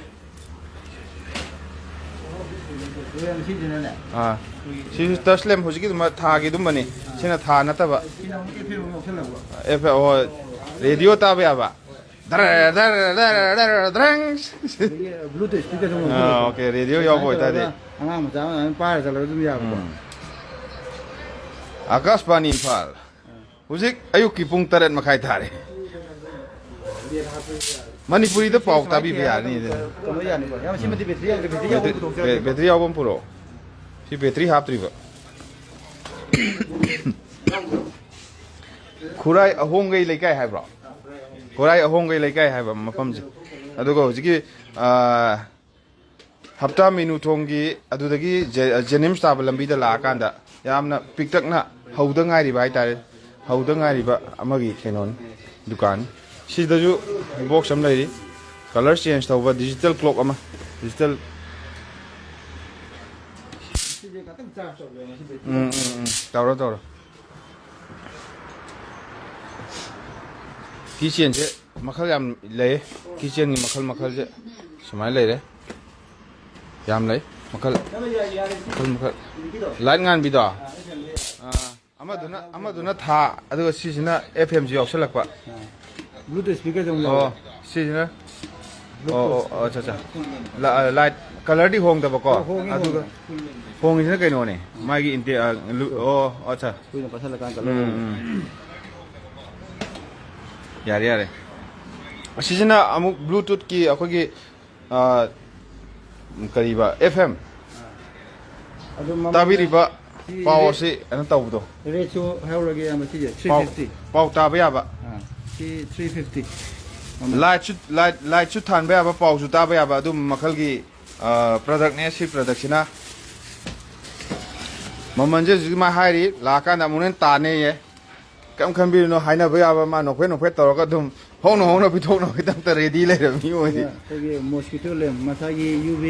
UV ꯔꯦ ꯍꯦꯛ ꯊꯥꯟꯕꯒꯤ UV ꯔꯦ ꯉꯥꯜꯂꯛꯑꯅꯤꯀꯣ ꯑꯗꯨꯒ ꯁꯤꯗꯤ Kang. ꯑꯗꯨꯒ ꯀꯥꯡꯒꯤꯁꯤ ꯆꯤꯡꯖꯜꯂꯅꯤ ꯆꯤꯡꯖꯜꯂꯒ ꯀꯥꯡ ꯌꯥꯎꯔꯀꯥꯟꯗ ꯁꯂꯥꯎ ꯂꯩꯊꯣꯛꯑꯒ ꯁꯨꯃꯥꯏꯅ ꯂꯧꯊꯣꯛꯄ ꯌꯥꯔꯦ oh kang sana ba kang cha ba gi machine mai mahi mara hapta su yai ba ko ꯁꯤ USBꯗ ꯁꯤꯒꯤ ꯆꯥꯔꯖꯔꯁꯦ ꯄꯋꯥꯔ ꯕꯦꯡꯛꯇ ꯑꯣꯏꯔꯒ ꯂꯦꯞꯇꯣꯞꯇ ꯑꯣꯏꯔꯒ ꯑꯗꯨꯝ ꯊꯤꯜꯂ ꯑꯗꯨꯝ ꯌꯥꯔꯦꯀꯣ sound gum thokpro thokte ꯊꯣꯛꯇꯦ oh ka magi kang di ma loi sa ne ba kang gi hingsa ba hai tare ne ꯑꯗꯣ ꯁꯤ 300 ꯌꯣꯟꯕꯅꯦ ꯑꯗꯣ 250ꯗ ꯌꯣꯟꯊꯣꯛꯑꯦ ꯌꯥꯝ kam khambi gano maman gi di mayam puna ma ꯑꯗꯨꯒ ꯃꯊꯪꯗ ꯑꯃꯨꯛ ꯁꯤꯁꯦ ꯑꯩꯈꯣꯏꯒꯤ ꯑꯦꯔꯣꯃꯥ ꯍ꯭ꯌꯨꯃꯤꯗꯤꯐꯥꯏꯌꯔ ꯑꯜꯇ꯭ꯔꯥꯁꯣꯅꯤꯛ ꯍꯥꯏꯇꯥꯔꯦꯀꯣ ꯑꯗꯣ ꯁꯤꯒꯤ ꯄꯣꯠꯁꯦ ꯁꯤꯗ ꯗꯦꯃꯣ ꯇꯧꯅꯕ ꯂꯧꯊꯣꯛꯑ ꯊꯝꯃꯦ ꯁꯤꯗ ꯌꯦꯡꯕꯤꯔꯁꯨ yare ka manungda thamba kanda ka manungda thamba manam bu nusiba hore ne adu si sauni kitang lai da view ba kano tawn es ka me he si pressure cooker gi mong da ꯃꯅꯝ ꯅꯨꯡꯁꯤꯕ la chungan ba ꯃꯁꯛꯁꯨ ꯐꯖꯕ se light ngal le ko sida pari ama aduga mama kanda di yam ngala kan sai tawn yam phajaba adu si di mahi du di kyam kui chat ba ꯃꯍꯤꯁꯦ ꯁꯤꯒꯤ ꯏꯁꯤꯡꯁꯦ ꯄꯤꯛꯊꯟꯅ ꯍꯥꯞꯄꯦꯗꯅ ꯑꯥ. ꯑꯗꯣ ꯃꯥꯏ ꯁꯤꯒꯤ ꯊꯥꯎꯒꯤ ꯃꯈꯜ ꯃꯌꯥꯝ ꯑꯃ ꯂꯩꯌꯦꯀꯣ ꯁꯤꯁꯦ ꯁꯤ ꯊꯥꯎꯁꯦ manam di nuksire asile re thau je ꯃꯈꯜ ꯃꯌꯥꯝ ꯂꯩꯔꯦꯀꯣ ꯁꯤ 15 tongan ba manam gi ꯍꯣꯏ ꯁꯤ ꯂꯨꯄꯥ 70 ꯈꯛꯇꯅꯤ ꯁꯤ 15 ml ꯂꯩꯀꯣ ꯑꯗꯣ 10 ml ꯗꯨꯅ ꯂꯨꯄꯥ 50 ꯈꯛꯇꯅꯦꯕꯀꯣ ꯑꯗꯣ ꯁꯤꯁꯦ ꯏꯁꯤꯡ ꯄꯤꯛꯊꯟꯅ ꯍꯥꯞꯄꯒ ꯗ꯭ꯔꯣꯞ 3 ꯃꯨꯛꯇꯪ ꯍꯥꯞꯄꯤꯔꯦꯗꯅ ꯑꯗꯨꯒ ꯑꯗꯨꯝ ꯄꯨꯡ 5 ꯇꯔꯨꯛ ꯑꯗꯨꯝ ꯁꯤꯖꯤꯟꯅꯕ ꯌꯥꯔꯦ ꯁꯤ sije matamgi matungina light chu change tawi ko ja sengi ko tu ahamba da higok oy mane mathang da angang ba mu ore mathang da hangapan mu ore asang ba mu ore light chu change taw jari adai si higok mu ore hasana shaure ji ne shaure ꯁꯤꯗꯤ ꯀꯥ ꯃꯅꯨꯡꯗ ꯀꯣ ꯉꯥꯛꯇꯪ ꯊꯥꯕ ꯀꯥꯟꯗ ꯑꯩꯈꯣꯏꯅ ꯃꯅꯝ ꯅꯝꯊꯤꯕ ꯊꯕꯛ ꯇꯧꯔꯒꯁꯨ ꯃꯌꯥꯝꯅ ꯉꯥꯛꯇꯪꯒꯤ ꯃꯅꯝ ꯅꯝꯊꯤꯕ ꯊꯕꯛ ꯇꯧꯔꯒꯁꯨ ꯁꯤ ꯉꯥꯛꯇꯪ ꯊꯥꯕ ꯀꯥꯟꯗ ꯁꯨꯃꯥꯏꯅ ꯑꯗꯨꯝ ꯁꯧꯔꯛꯑꯅꯤ ꯃꯁꯥ ꯃꯇꯣꯟꯗꯁꯨ ꯃꯨꯠꯄ꯭ꯔꯣ 시바. 아무모. 시제. Yes. Bit amni ko. Sida thak eta thengwa amuk shauba. Ai thak thengwa mutpa amuk. Thak amuk shauba. Sini. Hojik lei ba je. Si pot se yam post tare. Adagi mathang kai lei. Makata na mathang yam lei ai tare ko mayam sida utpa yaba mayam lei utpa na ngam horo de maktan masa makum mayam lei adu na ne utpa se pulap ngam dri je adu mayam na hojiki address am tong haijage address e hanjan masai dei dum haibane de address am tong haijage ko address e hafta minu thong lom dagi bazar rom dagi hai tare bazar rom de lakwa na minu thong akhoi gi kumana paka chatpa ya balambi adom la ka minu thong ama leibudo akoi minu thong hai akoi nawai haibra haida kang de adudagi thak la kanda thong do lan thora kanda chumna dum lak balambi jenim taba ya balambi ma leibudo jen hospital haina ramba adugi taba ya balambi babina diagnostic taba ya balambi du chumna la ga khoi gi babina diagnostic yodri kanda sumai tawtana makha sida yamna pak saur parking space am leirani gaim sapu birakpa silna thak thogala sida khamba aduga sumba Sabalo diba staircase ma kakhala amatung sida sumana lucid store haina hangda ngariba tawjaba hobada ngariba koi nawpa sigi store jema layani store manung sida leiba production makal gi production dune aina uchariba mayam che sugumba hona bakanba manipur gi manung da hona bakanba masana masaba thabak pijana baida makta kadai no chielor matungda kadai dagi chenba ya chielor kana koi manipur gi manung sida leiba miyoi sing sida khara mayam da ju hongna phanganba adugo maju kitang sendong phangaga imung manung puno hona jabagi adu mami du tabadagi sima video live tawjaraga sumai tawba na singju leri sumai tawba yari habado uchabani magi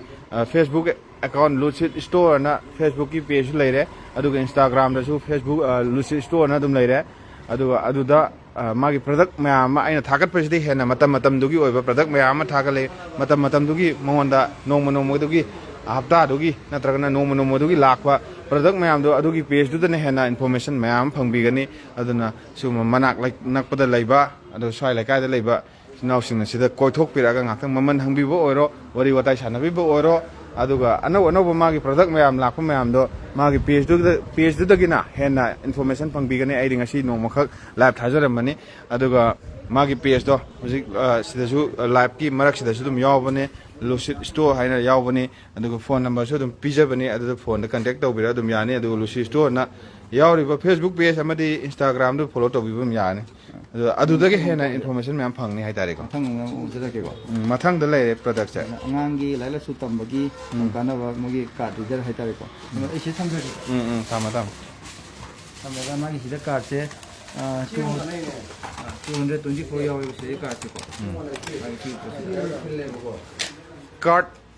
chaniga kunmari yawba angang apikpagi ni ko sina anga apikpagi se card myam le maning mamani ko plab yaw ja si po cha adai amtang demo to jera ko ti po che sana le jo on fan to ni ko angang da lai tak na ba hai tare ba yam tak injan diro si sida yi ba pochi wani samai to dak injal ani samai to hairak pa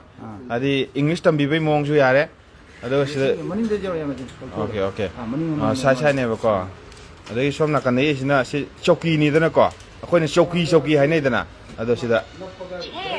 angang da si kaino hai kanda moina khangba hai tare like tambi ba angang pi ngai gi wari ni ko sana like khara chaura ga di pa yara da yam pi ngai da akhoi na maron tambi ma kanda samai ta na si satin je akhoi na satin hai dana ma si satin je akhoi sak injan kanda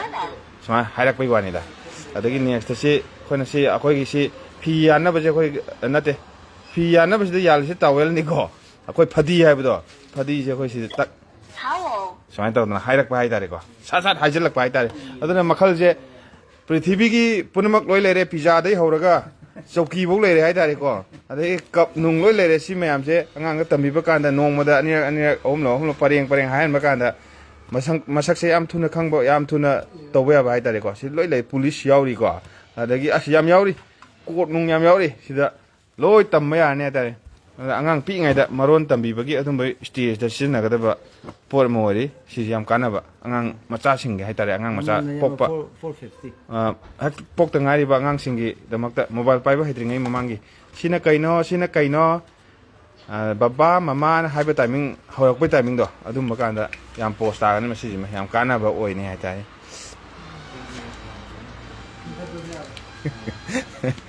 ada mamanje lupa chamri muktani ado amukta rakhini kem khanbiru no henkal la pusu yari matam gi matungina study len lai pa na ba sim oh sijima na hoji exam loi garta su hoji lai yam pa ba lai yam subchal lai yaw rei ko aduga wang mai chang je si tas ngak tani si sta lai re ta thek tha ba aduga nungdang da lai ka pa ya ba hai tare ko kanom tor se ta soi ba si aduga mod se ngan bai chang je ahum yaw ba se kitang ngan ba khara ga ngan ba aduga yam hena ngan ba ha to ba yang ba pot ne aduga rechargeable oi ba sida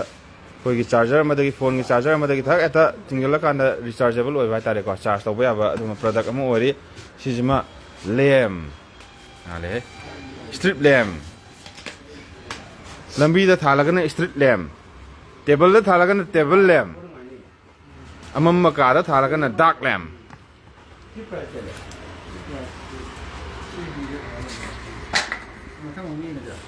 mathang oh ising bottle lam putore magi asang badai horaga khraga ngangak pa ising bottle lam putore diga sigi korya sigi ga amazon yawi ai bottle ani ni sidi thupsan bi ni ne athup pi ni ne okay ai si kaino sidi mathang thup pa lai rame he ni yaw ko sai je ahum ni ma yaw je sing bottle ahum hai tare ko khara saw ba ma khara pikpa sina 900 ml gi sina 500 sina 500 ge liter makai de horaga sina kano 2 liter sin liter makai de horaga liter ani bo ki chang da pubu ya ba dum ba sing bottle ma hai tare masak phaja ba khara ngang ba khot pa yaw ba masak phaje bottle je pai ba kan masak phaje athupi hek thup jala pu ya ba hai tare sigi rate ne 500 lai lupa chamga gum bai tare ko adu sigi wangang bi je koina kaw dra ngak tang muthal hau dra thamuga chu adu masa maton da bye bye he mut ki bai tare bye bye automatic oi aduga kumjala matung sida laidoi condition je samai hatal laibe ai aduga kaino si dispenser ju yaw bro jara haya bi yaw han to ko sigi sida ta jara ta haya bi konjil lai tare ne koina haraga na konjil yam phajai sigi bottle ji yam phajai machu ji ni yam phajai ji post ai ado manung ji yaw je bottle ahum ne liter makhai gi ma 900 ml gi ma ade 1 liter gi omdo ma le ji do ade tu makha tha ba du sina 2 liter gi aduga sigi hands free makal yam adala jere ko maka topana sina ka bluetooth lo oh wireless phone da bluetooth na ina ba do adu bluetooth ni sina earbud kai na ba do yam hong ba aduga tara yenga lobu ya ni ko sije aduga wireless version 5.3 ni adu mon da yaw se ain pajara ke hafe pajara ke mara pajara ke इंग्राजी दी थोकते अदुगा सी पा थोकत्रे ने low latency अदुगा longer battery life अदुगा clear and stereo sound तो मैम याव रहता है wireless version 5.3 अदुमगी ब्लूटूथ ने ब्लूटूथ कोई फोन दा समनबई तो हाय तारे को बोट की लुपा लिसिंग अम पिबा अदुगा सुमबैसिना खरा होंग बाय तारे को लुपा चांगा मुकी चांग लै हाय अदुगा लागा दे मु खरा मु तारगा येंगा दुंग दुंग थिनब्रा येंगा वारि सानाबा नुंगाइबा येंगा अदुम लौबि बाय नुंगाइत्रगना अदुम लौद्रसु याय दुगा नुंगाइरगना सारा त लौसनबा लुपा चांगा थांग पिसनबा मा खरा हंजरानि दु सिमरे अदु तारा येंगदबने तारा येंगदबने सुमबैसिदि को नुंगाइत्रदि मिगोंद पिनिंग दे अदो नुंगाइब्रा नुंगाइतब्रा वारि सानाबा नुंगाइब्रा नुंगाइतब्रा तुम तारा येंबा याय ꯇꯥꯔ ꯌꯦꯡꯕ ꯃꯇꯨꯡꯗ ꯂꯧꯕ ꯍꯥꯏꯇꯥꯔꯦꯀꯣ ꯇꯦꯁ ꯇꯧꯔ ꯂꯧꯕ ꯗꯔꯀꯥꯔ ꯂꯩ ꯃꯁꯤ ꯁꯤꯒꯤꯅ ꯇꯦꯝꯄꯔꯦꯆꯔ ꯕꯣꯇꯜ ꯑꯩꯈꯣꯏ ꯕꯣꯇꯜꯅꯦꯕꯀꯣ ꯍꯥꯐ ꯂꯤꯇꯔꯒꯤ ꯑꯗꯨꯒ ꯃꯥꯒꯤ ꯁꯥꯔ ꯑꯗꯨꯝ ꯂꯩꯗꯣꯏꯔꯥ ꯊꯔꯃꯣꯐ꯭ꯂꯥꯁ ꯊꯔꯃꯣꯐ꯭ꯂꯥꯁꯅꯦꯕꯀꯣ ꯑꯗꯨꯒ ꯍꯦꯛ ꯌꯦꯡꯕꯗ ꯁꯤꯁꯦ ꯊꯛꯄ ꯌꯥꯕ ꯌꯥꯗꯕꯁꯦ ꯑꯩꯈꯣꯏꯅ ꯄꯥꯏꯕ ꯃꯇꯝꯗ ꯌꯦꯡꯉ ꯑꯗꯨꯝ ꯈꯪꯕ ꯍꯥꯏꯇꯥꯔꯦꯀꯣ ꯇꯔꯪ ꯊꯦꯡꯕꯗ ꯇꯦꯝꯄꯔꯦꯆꯔꯗ ꯀꯌꯥ ꯂꯩꯔꯤ ꯁꯤ 20 ꯂꯩꯔꯦꯀꯣ ꯁꯤꯗꯤ ꯊꯛꯄ ꯌꯥꯔꯦ 30 ꯂꯩꯔꯗꯤ ꯌꯥꯔꯦ 100 ꯂꯩꯔꯗꯤ ꯌꯥꯗ꯭ꯔꯦ ꯁꯨꯝ ꯈꯪꯕ ꯇꯦꯝꯄꯔꯦꯆꯔ ꯇꯥꯛꯆꯕ ꯍꯥꯏꯇꯥꯔꯦ ꯑꯣꯇꯣꯃꯦꯇꯤꯛ ꯁꯥꯍꯟꯕꯗꯤ ꯅꯠꯇꯦꯀꯣ ꯐ꯭ꯂꯥꯁꯇꯤ ꯑꯣꯏꯕ ꯃꯅꯨꯡꯗ ꯌꯥꯎꯔꯤꯗꯣ ꯃꯅꯨꯡꯗ ꯌꯥꯎꯔꯤꯕ ꯏꯁꯤꯡꯁꯦ ꯀꯌꯥꯝ ꯁꯥꯔꯤꯒꯦ ꯁꯥꯗꯕ꯭ꯔꯥ ꯍꯥꯏꯗꯣ ꯈꯨꯠ ꯑꯃꯅꯗꯤ ꯌꯥꯗꯕ ꯊꯣꯛꯂꯣꯡ ꯍꯦꯛꯇ ꯊꯦꯡꯕ ꯁꯠ ꯍꯦꯛ ꯊꯣꯛꯄ ꯍꯥꯏꯇꯥꯔꯦꯀꯣ ꯇꯦꯝꯄꯔꯦꯆꯔꯒꯤ ꯃꯅꯨꯡꯗ ꯌꯥꯎꯔꯤꯕ ꯏꯁꯤꯡ ꯅꯠꯇ꯭ꯔꯒꯅ ꯆꯥ ꯅꯠꯇ꯭ꯔꯒꯅ ꯑꯦꯅꯤ ꯍꯤꯗꯥꯛ ꯂꯥꯡꯊꯛ ꯀꯌꯥꯝ ꯏꯪꯉꯤ ꯀꯌꯥꯝ ꯌꯥꯎꯔꯤ ꯍꯥꯏꯕꯗꯣ ꯁꯤꯒꯤ ꯑꯗꯨꯒ ꯁꯤꯁꯤꯅ ꯀꯣꯝꯕꯣ ꯇꯣꯔꯆ ꯂꯥꯏꯠ ꯍꯥꯏꯇꯥꯔꯦꯀꯣ ꯃꯁꯤ ꯃꯐꯝꯗꯤ ꯂꯩꯇꯦ ꯎꯠꯆꯔꯛꯀꯦ ꯁꯤ torch light power style torch light ꯍꯥꯡꯇꯣꯛꯑꯦ ꯍꯥꯡꯇꯣꯛꯆꯔꯦ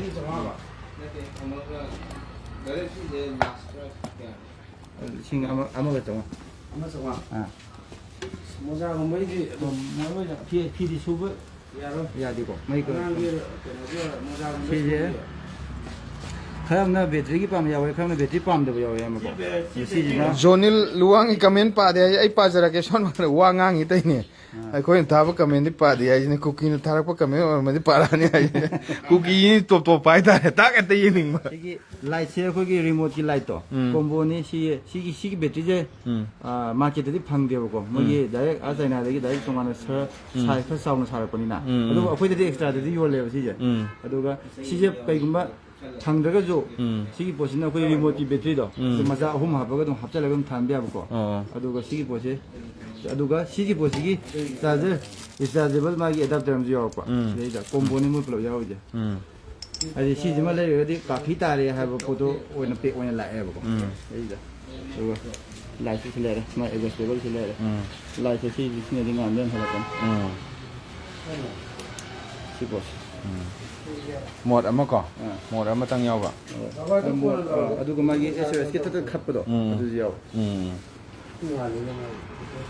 ꯑꯣꯀꯦ ꯇꯣꯔꯆ ꯂꯥꯏꯠ ꯑꯩꯈꯣꯏꯒꯤ ꯔꯤꯆꯥꯔꯖꯦꯕꯜ ꯕꯦꯇ꯭ꯔꯤ ꯑꯗꯒꯤ ꯂꯣꯏꯁꯜꯂꯦ ꯌꯥꯝꯅ ꯈꯔ ꯀꯩꯀꯩ ꯂꯩꯔꯤ ꯌꯥꯝꯅ ꯎꯠꯄꯗ ꯋꯥꯒꯗꯕ ꯈꯛꯇꯅꯤ ꯄꯣꯠꯆꯩꯗꯤ ꯂꯩꯇꯦ ꯎꯠꯄꯗ ꯋꯥꯒꯗꯕ ꯉꯥꯛꯇꯅꯤ ꯍꯧꯖꯤꯛ ꯃꯌꯥꯝ ꯂꯩꯔꯤ ꯁꯤꯗꯀꯣ ꯌꯦꯡꯕ ꯌꯥꯕ ꯑꯗꯩ ꯎꯠꯄ ꯌꯥꯕ ꯃꯌꯥꯝ ꯂꯩꯔꯤ ꯍꯥꯏꯇꯥꯔꯦ ꯃꯆꯥ ꯃꯌꯥꯝ ꯂꯩꯔꯤ ꯁꯤꯗ ꯃꯆꯥ ꯃꯌꯥꯝꯁꯦ ꯁꯨꯝ ꯃꯌꯥꯝꯗ ꯁꯨꯝ ꯎꯠꯄꯁꯦ ꯃꯌꯥꯝꯁꯨ ꯋꯥꯔꯝꯗꯣꯏꯅꯤ ꯌꯦꯡꯕ ꯀꯥꯟꯗꯀꯣ ꯑꯗꯣ ꯉꯥꯛꯇꯪ ꯋꯥꯔꯁꯨ ꯋꯥꯅ ꯃꯌꯥꯝ ꯌꯦꯡꯕꯤꯌꯨ ꯑꯩ ꯑꯗꯨꯝ ꯉꯥꯡꯖꯔꯛꯀꯦ ꯉꯥꯡꯅꯕꯒꯤꯗꯃꯛꯇ ꯊꯣꯛꯂꯛꯑꯕꯅꯤꯅ ꯀꯥꯏꯊꯣꯛꯄ ꯀꯥꯏꯊꯣꯛꯇ꯭ꯔꯦ ꯀꯥꯏꯊꯣꯛꯑꯒꯗꯤ ꯀꯁꯇꯃꯔꯁꯤꯡꯁꯦ ꯄꯣꯠ ꯀꯥꯏꯔꯦꯅ ꯂꯧ ꯌꯥꯗꯕ ꯑꯃꯨꯛ ꯒꯥꯔꯤ ꯁꯤꯅ ꯑꯩ ꯁꯤ ꯏꯁꯥꯃꯛ ꯍꯧꯖꯤꯛ ꯁꯤꯖꯔꯤꯕ ꯄꯣꯠ ꯁꯣꯝ ꯅꯥꯀꯟꯒꯤꯁꯦ ꯃꯤꯅꯗꯤ ꯌꯥꯝ ꯑꯇꯥꯡꯕꯒ ꯃꯥꯟꯕꯗ ꯑꯇꯥꯡꯕ ꯅꯠꯇꯦ ꯑꯩꯗꯤ ꯌꯥꯝ ꯑꯍꯣꯡꯕ ꯂꯨꯄꯥ 1,500 ꯄꯤꯕ ꯄꯣꯠꯁꯤꯅꯤꯀꯣ ꯁꯤ ꯃꯑꯣꯡ ꯃꯥꯜꯍꯟꯕ ꯍꯥꯏꯇꯥꯔꯦ ꯌꯥꯝ ꯐꯖꯕ ꯒꯥꯔꯤꯅꯤꯀꯣ ꯁꯤꯁꯤꯅ ꯕ꯭ꯂꯨꯇꯨꯠꯇ ꯑꯗꯨꯝ ꯋꯥꯔꯤ ꯁꯥꯕꯁꯨ ꯑꯗꯨꯝ ꯌꯥꯕ ꯋꯥꯔꯤ ꯁꯥꯕ ꯌꯥꯔꯦ ꯒꯥꯔꯤꯗ ꯋꯥꯔꯤ ꯁꯥꯕ ꯌꯥꯕ ꯁ꯭ꯇꯥꯏꯜꯗꯣ ꯍꯧꯖꯤꯛ ꯂꯥꯛꯑꯕꯅꯦ ꯑꯗꯨꯅ ꯁꯤꯁꯨ ꯒꯥꯔꯤꯒꯤ ꯄꯣꯠꯅꯦ ꯑꯗꯨꯒ ꯃꯃꯜꯁꯨ ꯂꯨꯄꯥ 1,500 ꯍꯥꯏꯔꯤ ꯑꯗꯣ ꯑꯗꯨꯝ ꯇꯥꯖꯅꯤ ꯑꯗꯣ ꯁ꯭ꯇꯥꯏꯜ ꯃꯥꯒꯤ ꯗꯦꯃꯣꯁꯤꯅ ꯁꯤ ꯂꯩꯔꯦ ꯇꯦꯛ ꯇꯧꯕꯤꯁꯦ ꯀꯩꯀꯩ ꯌꯥꯎꯕ ꯌꯥꯎꯗꯕꯗꯨꯗ ꯑꯩ ꯈꯪꯗꯦ ꯁꯤ ꯃꯇꯥꯡꯁꯦ ꯑꯩꯗꯤ ꯌꯥꯝ ꯈꯪꯒꯟꯗꯦ ꯍꯣꯏ ꯄꯩꯁꯥ ꯄꯥꯏꯗꯕ ꯑꯩꯈꯣꯏꯗ ꯄꯩꯁꯥ ꯄꯥꯏꯕꯒꯤ ꯃꯇꯧ ꯑꯗꯨꯝ ꯇꯝꯕ ꯌꯥꯕ ꯍꯥꯏꯇꯥꯔꯦ ꯃꯑꯣꯡ ꯁꯤ ꯄꯣꯠꯁꯦ ꯃꯥꯜꯍꯜꯂꯒ ꯀꯣ ꯃꯥꯜꯍꯟꯕꯤꯁꯦ ꯇꯣꯔꯆ ꯂꯥꯏꯠꯀꯤ ꯃꯃꯜꯁꯦ ꯑꯝꯇꯪ ꯍꯥꯏꯕꯤꯔꯝꯃꯣꯏ ꯆꯥꯎꯔꯥꯛꯄ ꯃꯃꯜ ꯑꯃ ꯇꯣꯔꯆ ꯂꯥꯏꯠꯇꯣ 450 450 ꯂꯨꯄꯥ 150 ꯂꯧꯔꯣ ꯄꯥꯝꯃꯁꯨ ꯂꯧꯔꯣ ꯄꯥꯝꯗ꯭ꯔꯁꯨ ꯂꯧꯔꯣ ꯂꯨꯄꯥ 150 ꯕꯖꯥꯔꯗ ꯂꯥꯎꯒꯗꯕꯅꯤ ꯁꯦ ꯒꯤꯐꯀꯨꯝꯕ ꯄꯤꯅꯕ ꯒꯤꯐꯀꯨꯝꯕ ꯁꯨꯝ ꯄꯤꯅꯕ ꯀꯞꯅꯤꯀꯣ ꯁꯤꯁꯤꯅ ꯌꯥꯝꯅ ꯐꯦꯟꯁꯤ ꯑꯣꯏꯕ ꯍꯥꯏꯗꯤ ꯌꯥꯝ ꯐꯖꯔꯒꯗꯤ ꯐꯦꯟꯁꯤ ꯑꯣꯏꯕ ꯃꯈꯨꯝ ꯌꯥꯎꯕ ꯄꯣꯞꯀ ꯇꯥꯗꯅ ꯀꯥꯏꯅꯤꯀꯣ ꯄꯣꯁꯇ ꯁꯅꯥ ꯃꯆꯨꯒꯤ ꯄꯥꯏꯐꯝꯒ ꯌꯥꯝ ꯁꯅꯥꯒꯤ ꯂꯩꯔꯦ ꯃꯥꯒꯤ ꯄ꯭ꯂꯥꯇꯤꯅꯝꯒꯤ ꯃꯆꯨ ꯂꯩꯔꯦ ꯁꯤ ꯃꯈꯣꯛ ꯄꯥꯏꯐꯝꯁꯤꯗꯀꯣ ꯕ꯭ꯂꯦꯛꯇꯁꯨ ꯂꯩꯔꯦ ꯑꯗꯒꯤ ꯃꯈꯨꯝ ꯀꯨꯞꯁꯟꯕ ꯌꯥꯕ ꯁꯤ ꯗꯥꯏꯔꯦꯛꯇ ꯃꯤꯡꯖꯦꯜ ꯑꯗꯨꯝ ꯌꯦꯡ ꯌꯥꯕ ꯑꯩ ꯁꯤ ꯃꯤꯡꯖꯦꯜ ꯊꯣꯛꯂꯛꯑꯦꯅꯦ ꯌꯥꯔꯦ ꯁꯤꯒꯤ ꯃꯃꯜꯁꯤꯅ ꯌꯥꯝꯕ 450 ꯀꯣ ꯁꯤꯒꯤ ꯂꯨꯄꯥ 150 ꯑꯁꯤꯁꯨ ꯂꯨꯄꯥ 150 ꯂꯧꯔꯣ ꯄꯥꯝꯃꯁꯨ ꯂꯧꯔꯣ ꯄꯥꯝꯗ꯭ꯔꯁꯨ ꯂꯧꯔꯣ ꯃꯃꯜ ꯌꯥꯝ ꯍꯣꯡꯉꯦ ꯂꯧꯔꯣ ꯄꯥꯝꯃꯁꯨ ꯂꯧꯔꯣ ꯄꯥꯝꯗ꯭ꯔꯁꯨ ꯂꯧꯔꯣ ꯃꯌꯥꯝ ꯂꯧꯔꯣ ꯂꯩꯔꯦ ꯖꯦꯛ ꯍꯥꯟꯅ ꯎꯏꯌꯦ ꯑꯁꯤꯒꯤ ꯀꯩꯅꯣ ꯕꯜꯂꯞ ꯂꯣ ꯕꯜꯕꯀꯤ ꯑꯩꯈꯣꯏꯒꯤ ꯋꯥꯁꯔꯨꯝꯒꯨꯝꯕ ꯀꯤꯆꯟꯒꯨꯝꯕ ꯖꯒꯥꯗꯀꯣ ꯊꯥꯅꯕ ꯃꯁꯛꯁꯨ ꯐꯖꯕ ꯑꯗꯨꯒ ꯃꯅꯝ ꯂꯥꯏꯠ ꯂꯣ ꯑꯩ ꯎꯠꯆꯔꯛꯀꯦ ꯌꯥꯝ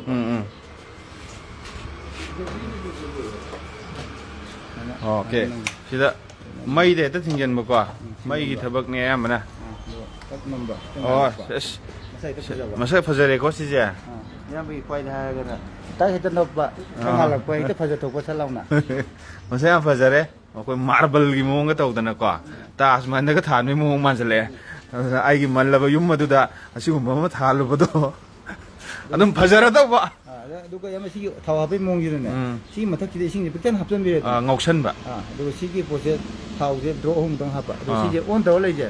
ꯁꯤꯒꯤ ꯊꯥꯎꯁꯦ ꯑꯣꯐ ꯇꯧꯔꯒꯗꯤ ꯁꯤ ꯊꯥꯎ ꯃꯅꯝꯁꯦ ꯊꯣꯛꯂꯛꯑꯣꯏꯕꯀꯣ ꯑꯣꯟ ꯇꯧꯕ ꯑꯗꯨꯒ ꯍꯧꯖꯤꯛ ꯄ꯭ꯔꯣꯕ꯭ꯂꯦꯝ ꯌꯥꯝ ꯂꯥꯛꯏꯁꯤꯅ ꯁꯤꯁꯦ ꯏꯁꯤꯡ ꯌꯥꯎꯗꯕꯤꯗ ꯀꯨꯏꯅ ꯊꯥꯖꯤꯟ ꯇꯥꯔꯗꯤ ꯁꯤꯁꯦ ꯀ꯭ꯔꯦꯛ ꯂꯥꯛꯑꯦꯕ ꯑꯗꯨꯅ ꯃꯥꯒꯤ ꯃꯦꯛꯁꯤꯃꯝ ꯑꯋꯥꯔꯁꯦ ꯄꯨꯡ 1 ꯊꯥꯟꯕꯤꯕ ꯍꯥꯏꯇꯥꯔꯦꯀꯣ ꯁꯤ ꯂꯥꯏꯠ ꯊꯥꯟꯕꯗꯤ 24 ꯊꯥꯜꯂꯁꯦ ꯑꯗꯨꯒ ꯁꯤꯒꯤ ꯑꯣꯟ ꯇꯧꯕꯁꯦ ꯈꯥꯡ ꯉꯧꯕ ꯍꯥꯏꯇꯥꯔꯦ ꯊꯥꯎ ꯉꯧꯕꯩꯁꯦ ꯍꯣꯏ ꯄꯨꯡ 1 ꯍꯦꯟꯕ ꯌꯥꯗꯕ ꯁꯤꯗ ꯊꯥꯎ ꯉꯧꯁꯟꯕ ꯌꯥꯏ ꯍꯧꯖꯤꯛ ꯃꯅꯝ ꯉꯧꯁꯟꯕ ꯍꯥꯏꯇꯥꯔꯦ ꯊꯥꯎ ꯅꯠꯇꯕꯤꯗ ꯃꯅꯝꯗꯣ ꯃꯣꯏꯒꯤ ꯔꯨꯝꯒꯤ ꯃꯅꯝꯁꯦ ꯊꯛ ꯉꯧꯁꯟꯕ ꯃꯅꯝ ꯅꯨꯡꯁꯤꯍꯟꯕ ꯍꯥꯏꯇꯥꯔꯦꯅꯦ ꯔꯨꯝꯁꯦ ꯍꯦꯛꯇ ꯍꯩꯅꯝ ꯂꯩꯅꯝꯒꯤ ꯃꯅꯝ ꯑꯃ ꯂꯥꯛꯄ ꯍꯥꯏꯇꯥꯔꯦꯀꯣ ꯑꯗꯣ ꯂꯧꯔꯣ ꯄꯥꯝꯃꯁꯨ ꯂꯧꯔꯣ ꯄꯥꯝꯗ꯭ꯔꯁꯨ ꯂꯧꯔꯣ ꯃꯃꯜ ꯌꯥꯝ ꯍꯣꯡꯉꯦ ꯂꯧꯔꯣ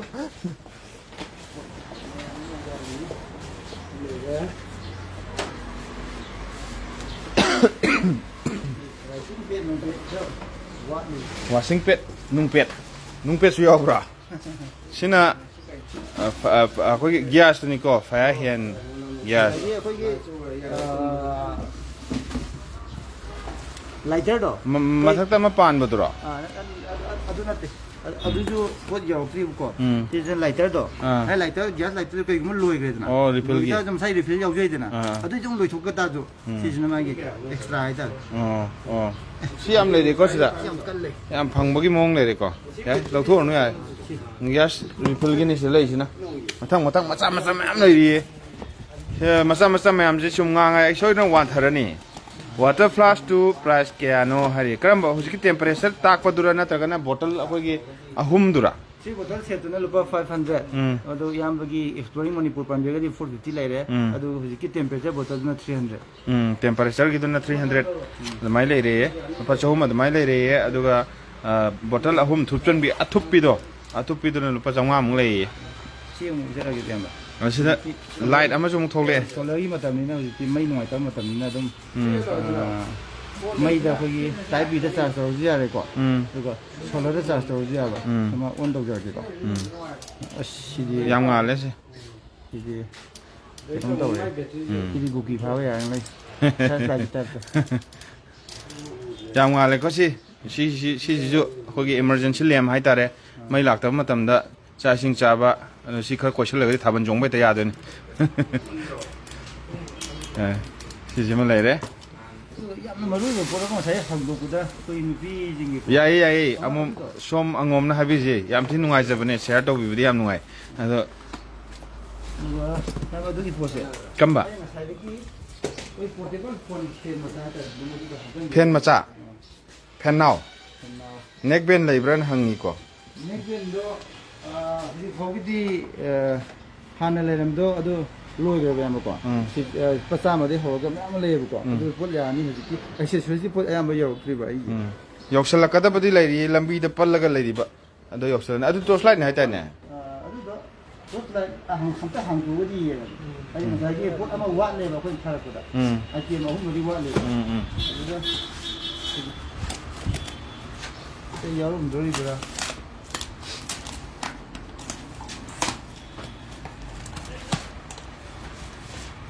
ꯍꯧꯖꯤꯛ ꯂꯥꯏꯚ ꯊꯥꯕꯗ ꯎꯔꯒ ꯆꯪꯕꯤꯔꯛꯄ ꯏꯆꯤꯜ ꯏꯅꯥꯎ ꯑꯅꯤꯁꯤꯁꯨ ꯑꯩ ꯍꯧꯖꯤꯛ ꯈꯨꯠꯐꯥꯎ ꯁꯣꯛꯅꯗ꯭ꯔꯤ ꯋꯥꯔꯤꯕꯨ ꯁꯥꯟꯅꯗ꯭ꯔꯤ ꯉꯁꯥꯏꯗꯒꯤ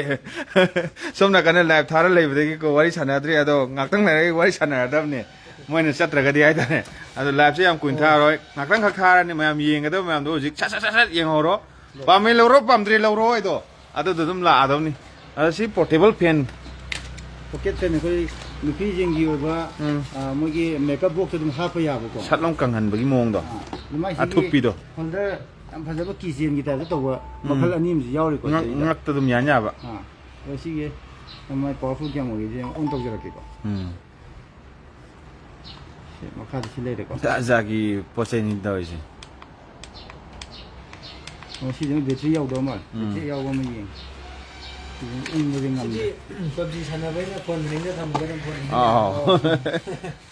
ꯁꯤꯗꯅ ꯎꯪꯕ ꯌꯥꯖꯜꯂ ꯆꯥꯔꯖ ꯁꯨꯝ ꯇꯧꯁꯤꯜꯂꯣ ꯁꯤꯁꯨ ꯌꯥꯗꯦ ꯄꯋꯥꯔ ꯕꯦꯡꯛꯗꯨꯗꯤ ꯁꯝꯃꯣ ꯑꯝꯇ ꯁꯝꯖꯜꯂꯒꯦ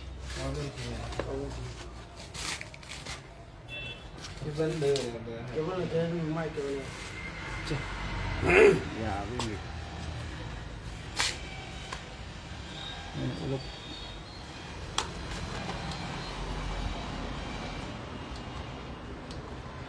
ꯑꯊꯨꯞꯄꯤ ꯐꯦꯟ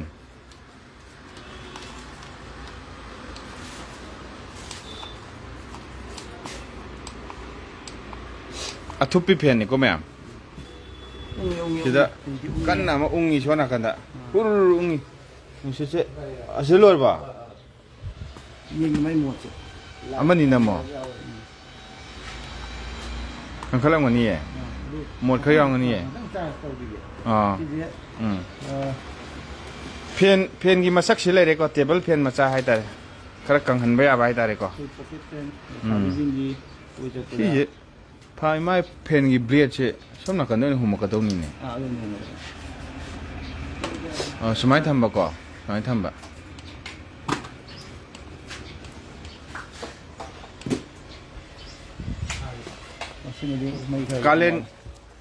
कालेन की मतम फजन हुम्मनी तो हुम्मीजे फजन हुम्मनी कालेन की मतम कालेन टाइमिंग ताई तारे हुजिक योक्तोर में साबाबो अदुम साबा होरे फजन सारे अदुदुना सारा मतम असिदा ngakhtang osu nungsit pina biba ngamba asuma fen macha ama swaida mung yoksale aduna sigi fen ji maman no kya ne ba lupa chania khai gumba ai tare adu la ka na mu postana adum matla adum lobe yani mayam adum lakpa yani ko mat pe yani mat poi lakoi dap to boy kai boy adum to wa pu ba sa sa pu ba khwang gi message ki to price kya oi do no yam bai khwang gi message nga sa gi butterfly gi dura nga sa sumaina thak thak chong bajira sam kun da ne 120 si chong baja butterfly ja sam kun da lupa sam kun ne mo haire asaina samga ni mo hagim to ni ona gi bra oh ado lupa chonga khwang da thak e thamaga asi berani ko ai di chinga boy khanna khangpre khangure longa ta ge to ise phat dum chong mo ne khut ga chong ye ba swa de khut ta thamaga si to ga na ko khut ga ji chong ye puk da ga thama puk ka han da do ma le ba sida hai je ai different mase mode manga nipan yawe ko adagi auto off time yawre smart chip yawre ko adagi tense EMS electronic pulse hari ko ai si matang je khangde ado si post ai si je anouba ma hai tare ko ado power bank capacity kya mu leba phangge hari power bank lai bro 2000 mAh की power bank दी लई आई और am तो पुत्रों ने उछन गे पात लो उछन गे कर मनो बा पावर बैंक का मनो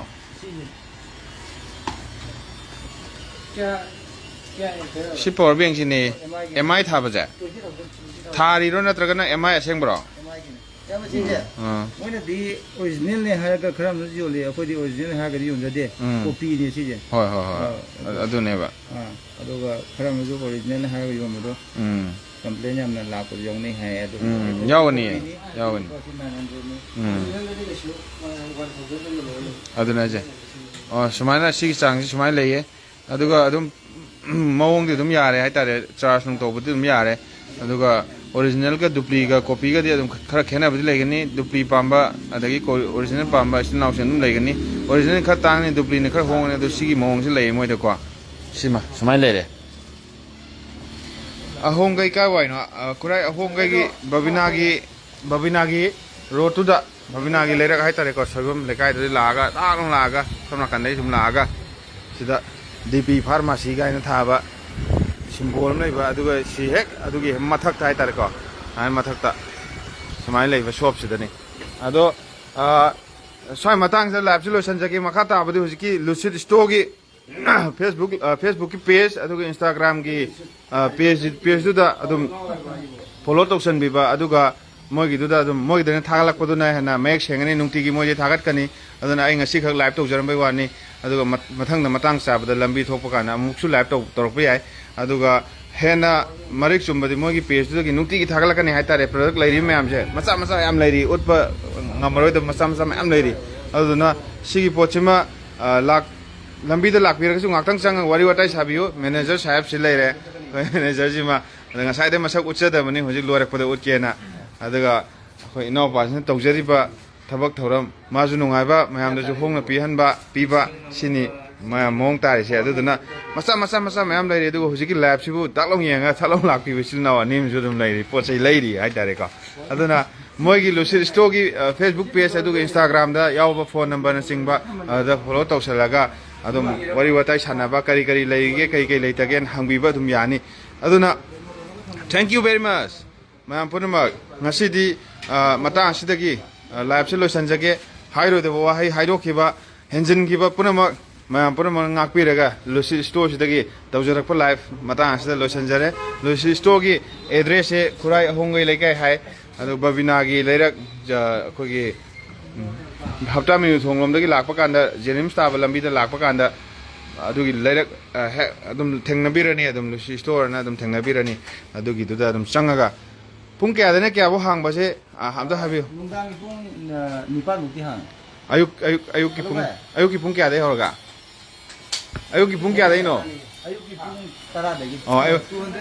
ꯑꯌꯨꯛꯀꯤ ꯄꯨꯡ 10ꯗꯒꯤꯍꯧꯔꯒ ꯅꯨꯡꯗꯥꯡꯒꯤ ꯄꯨꯡ 9 ꯐꯥꯎꯕ ꯂꯦꯞꯇꯅ ꯃꯤꯌꯥꯝꯒꯤꯗꯃꯛꯇ ꯐꯪꯍꯟꯅꯕꯒꯤꯗꯃꯛꯇ ꯔꯦꯗꯤꯗ ꯂꯩꯔꯤꯕ ꯑꯩꯈꯣꯏꯒꯤ ꯂꯨꯁꯤ ꯁ꯭ꯇꯣꯔꯒꯤ ꯑꯣꯅꯔꯅꯤ ꯑꯗꯨꯒ ꯁꯤꯒꯤ ꯇꯥꯏꯃꯤꯡꯗꯨꯗ ꯅꯨꯡꯇꯤꯒꯤ ꯁꯟꯗꯦ ꯑꯗꯨꯒ ꯂꯣꯏ ꯊꯥꯕꯤꯗ ꯍꯥꯏꯇꯥꯔꯦꯀꯣ from Sunday to Sunday Sunday hораga adum Sunday bhokta Sunday Monday Tuesday Wednesday Thursday Friday Saturday Sunday sumana round the clock round the week haitare ko round the clock haibdi ade pung 10 de na pung 9 bhokta ni na aduna round the week ki pung 10 de 9 bhokba lakpiraga sumba mayam je leiri mayam je khanbi ba apam pot lebi ba yagani ahongma mamal da adum phangana bai damakta man ready toraga lei haitari ye ado nangna somta hayuse Lucy Stogi my akoy manager sahab ne amta hairo no gi page ki matang na hairo ꯑꯩꯈꯣꯏꯒꯤ ꯄꯦꯖꯀꯤ ꯃꯇꯥꯡ ꯑꯩ ꯄꯟꯖꯔꯛꯀꯦꯀꯣ ꯉꯁꯥꯏ ꯍꯧꯖꯤꯛꯀꯤ ꯏꯟꯇꯦꯛꯁꯦ ꯈꯔ ꯂꯩꯕ ꯃꯥꯜꯂꯤ ꯍꯥꯟꯅ ꯂꯥꯛꯇ꯭ꯔꯤꯀꯥꯟꯗ ꯑꯩꯈꯣꯏꯒꯤ ꯍꯥꯟꯅ 97 ꯂꯩꯕꯅꯦꯕꯀꯣ ꯑꯗꯣ ꯌꯥꯝꯅ ꯈꯔ ꯍꯧꯖꯤꯛ ꯀꯩꯅꯣ ꯇꯧꯔꯀꯥꯟꯗ 97 ꯂꯩꯕꯗꯣ ꯍꯧꯖꯤꯛ ꯑꯃꯗꯤ ꯍꯦꯟꯒꯠꯂꯦ ꯑꯩ ꯂꯩꯔꯦ ꯑꯗꯨꯒ ꯏꯟꯁꯇꯥꯒ꯭ꯔꯥꯝꯗꯅ 290ꯒ ꯀꯌꯥꯅꯣꯝ ꯂꯩꯈꯤꯕꯅꯦꯕꯀꯣ ꯑꯗꯨ ꯏꯟꯁꯇꯥꯒ꯭ꯔꯥꯝꯗ ꯑꯃꯨꯛ ꯌꯦꯡꯒꯦ 295 ꯂꯩꯕꯀꯣ ꯍꯧꯖꯤꯛ 299 ꯂꯩꯔꯦ ꯃꯔꯤꯗꯤ ꯍꯦꯟꯒꯠꯂꯦ ꯌꯥꯔꯦ ꯑꯗꯣ ꯌꯥꯝꯅꯒꯤ ꯐꯦꯟ ꯐꯣꯂꯣꯋꯔꯁꯤꯡꯅ ꯑꯩ ꯏꯁꯥꯃꯛꯁꯨ ꯐꯣꯂꯣꯋꯔ ꯑꯣꯏꯖꯔꯤꯀꯣ ꯑꯗꯨꯒ ꯁꯤꯒꯤ ꯚꯤꯗꯤꯑꯣ ꯌꯦꯡꯕꯤꯔꯕ ꯃꯇꯨꯡꯗ ꯀꯌꯥꯃꯨꯛ ꯌꯥꯝꯅ ꯏꯝꯄꯦꯛ ꯂꯩ ꯌꯥꯝ ꯃꯁꯤ 24 ꯑꯋꯥꯔ ꯁꯤꯂꯦꯟꯁꯇ ꯌꯦꯡꯉꯗꯤ ꯌꯥꯝ ado nagi do amta tawsan biro hayodana nang nasan hayodana Instagramki page Lucy Store 2023 ꯂꯩꯔꯦ ꯑꯗꯣ Facebook Lucy Store sida mayam like and follow ꯇꯧꯕꯤꯌꯨ ꯑꯩꯈꯣꯏꯒꯤ ꯁꯤꯒꯤ page ꯁꯤꯗ ꯀꯩꯒꯨꯝꯕ follow ꯇꯧꯔꯕ ꯃꯤ ꯑꯃꯅ ꯄꯣꯠ ꯀꯛꯄ ꯃꯇꯝꯗꯅꯦ ꯑꯩꯈꯣꯏ ꯑꯥꯏꯇꯦꯝ ꯈꯔ ꯂꯩꯖꯔꯦꯕꯀꯣ ꯄꯕ꯭ꯂꯤꯁꯤꯗ ꯊꯥꯒꯠꯆꯒꯦꯕꯀꯣ ꯑꯗꯨ ꯄꯣꯠꯁꯨ ꯂꯨꯄꯥ 50 ꯇꯥꯔꯅꯤ ꯑꯗꯨꯒ ꯏꯌꯥꯝꯕꯒꯤ ꯑꯦꯛꯁꯄ꯭ꯂꯣꯔꯤꯡ ꯃꯅꯤꯄꯨꯔ ꯄꯜꯂꯥꯔꯣ ꯇꯣꯉꯥꯟꯕ 50 ꯑꯃꯗꯨꯝ ꯂꯩꯔꯦ ꯑꯗꯨꯒꯤ ꯑꯥꯏꯇꯦꯝꯗꯨ ꯈꯨꯗꯤꯡꯃꯛꯀꯤ ꯅꯠꯇꯦꯕꯀꯣ ꯍꯥꯏꯗꯤ ꯂꯨꯄꯥ 50ꯗꯪ ꯄꯤꯕ 10ꯗꯪ ꯄꯤꯕ ꯌꯥꯎꯔꯤꯕ follower singisu khudong chaba dum piba haitare ko hai tor follow tor lakpiba kanggu da haitare ko lakpiro aduga sigi price madi wangoli simni nuaite pen do nam phungdok minaraga si kamai yonji khodi hadi mayam je business se macha win dawni na pula pulminaraga mamanje hongna phangna mongna sinjabne haitare hadi sigi dukan ji da sumaina competition taro sim yam thole dana mana competition taro ga mam khomyan hongma phangi je amon di pai si je tingna hor pa khodi wajaba adu customer yam di phaba sumaina har gi dukan petrol go gera ko yot go gera mam thola competition taro ga mam hongan ta ga di loi nuai ne duna sumaina competition taro sumaina atopo karbar competition taro ga praja jingda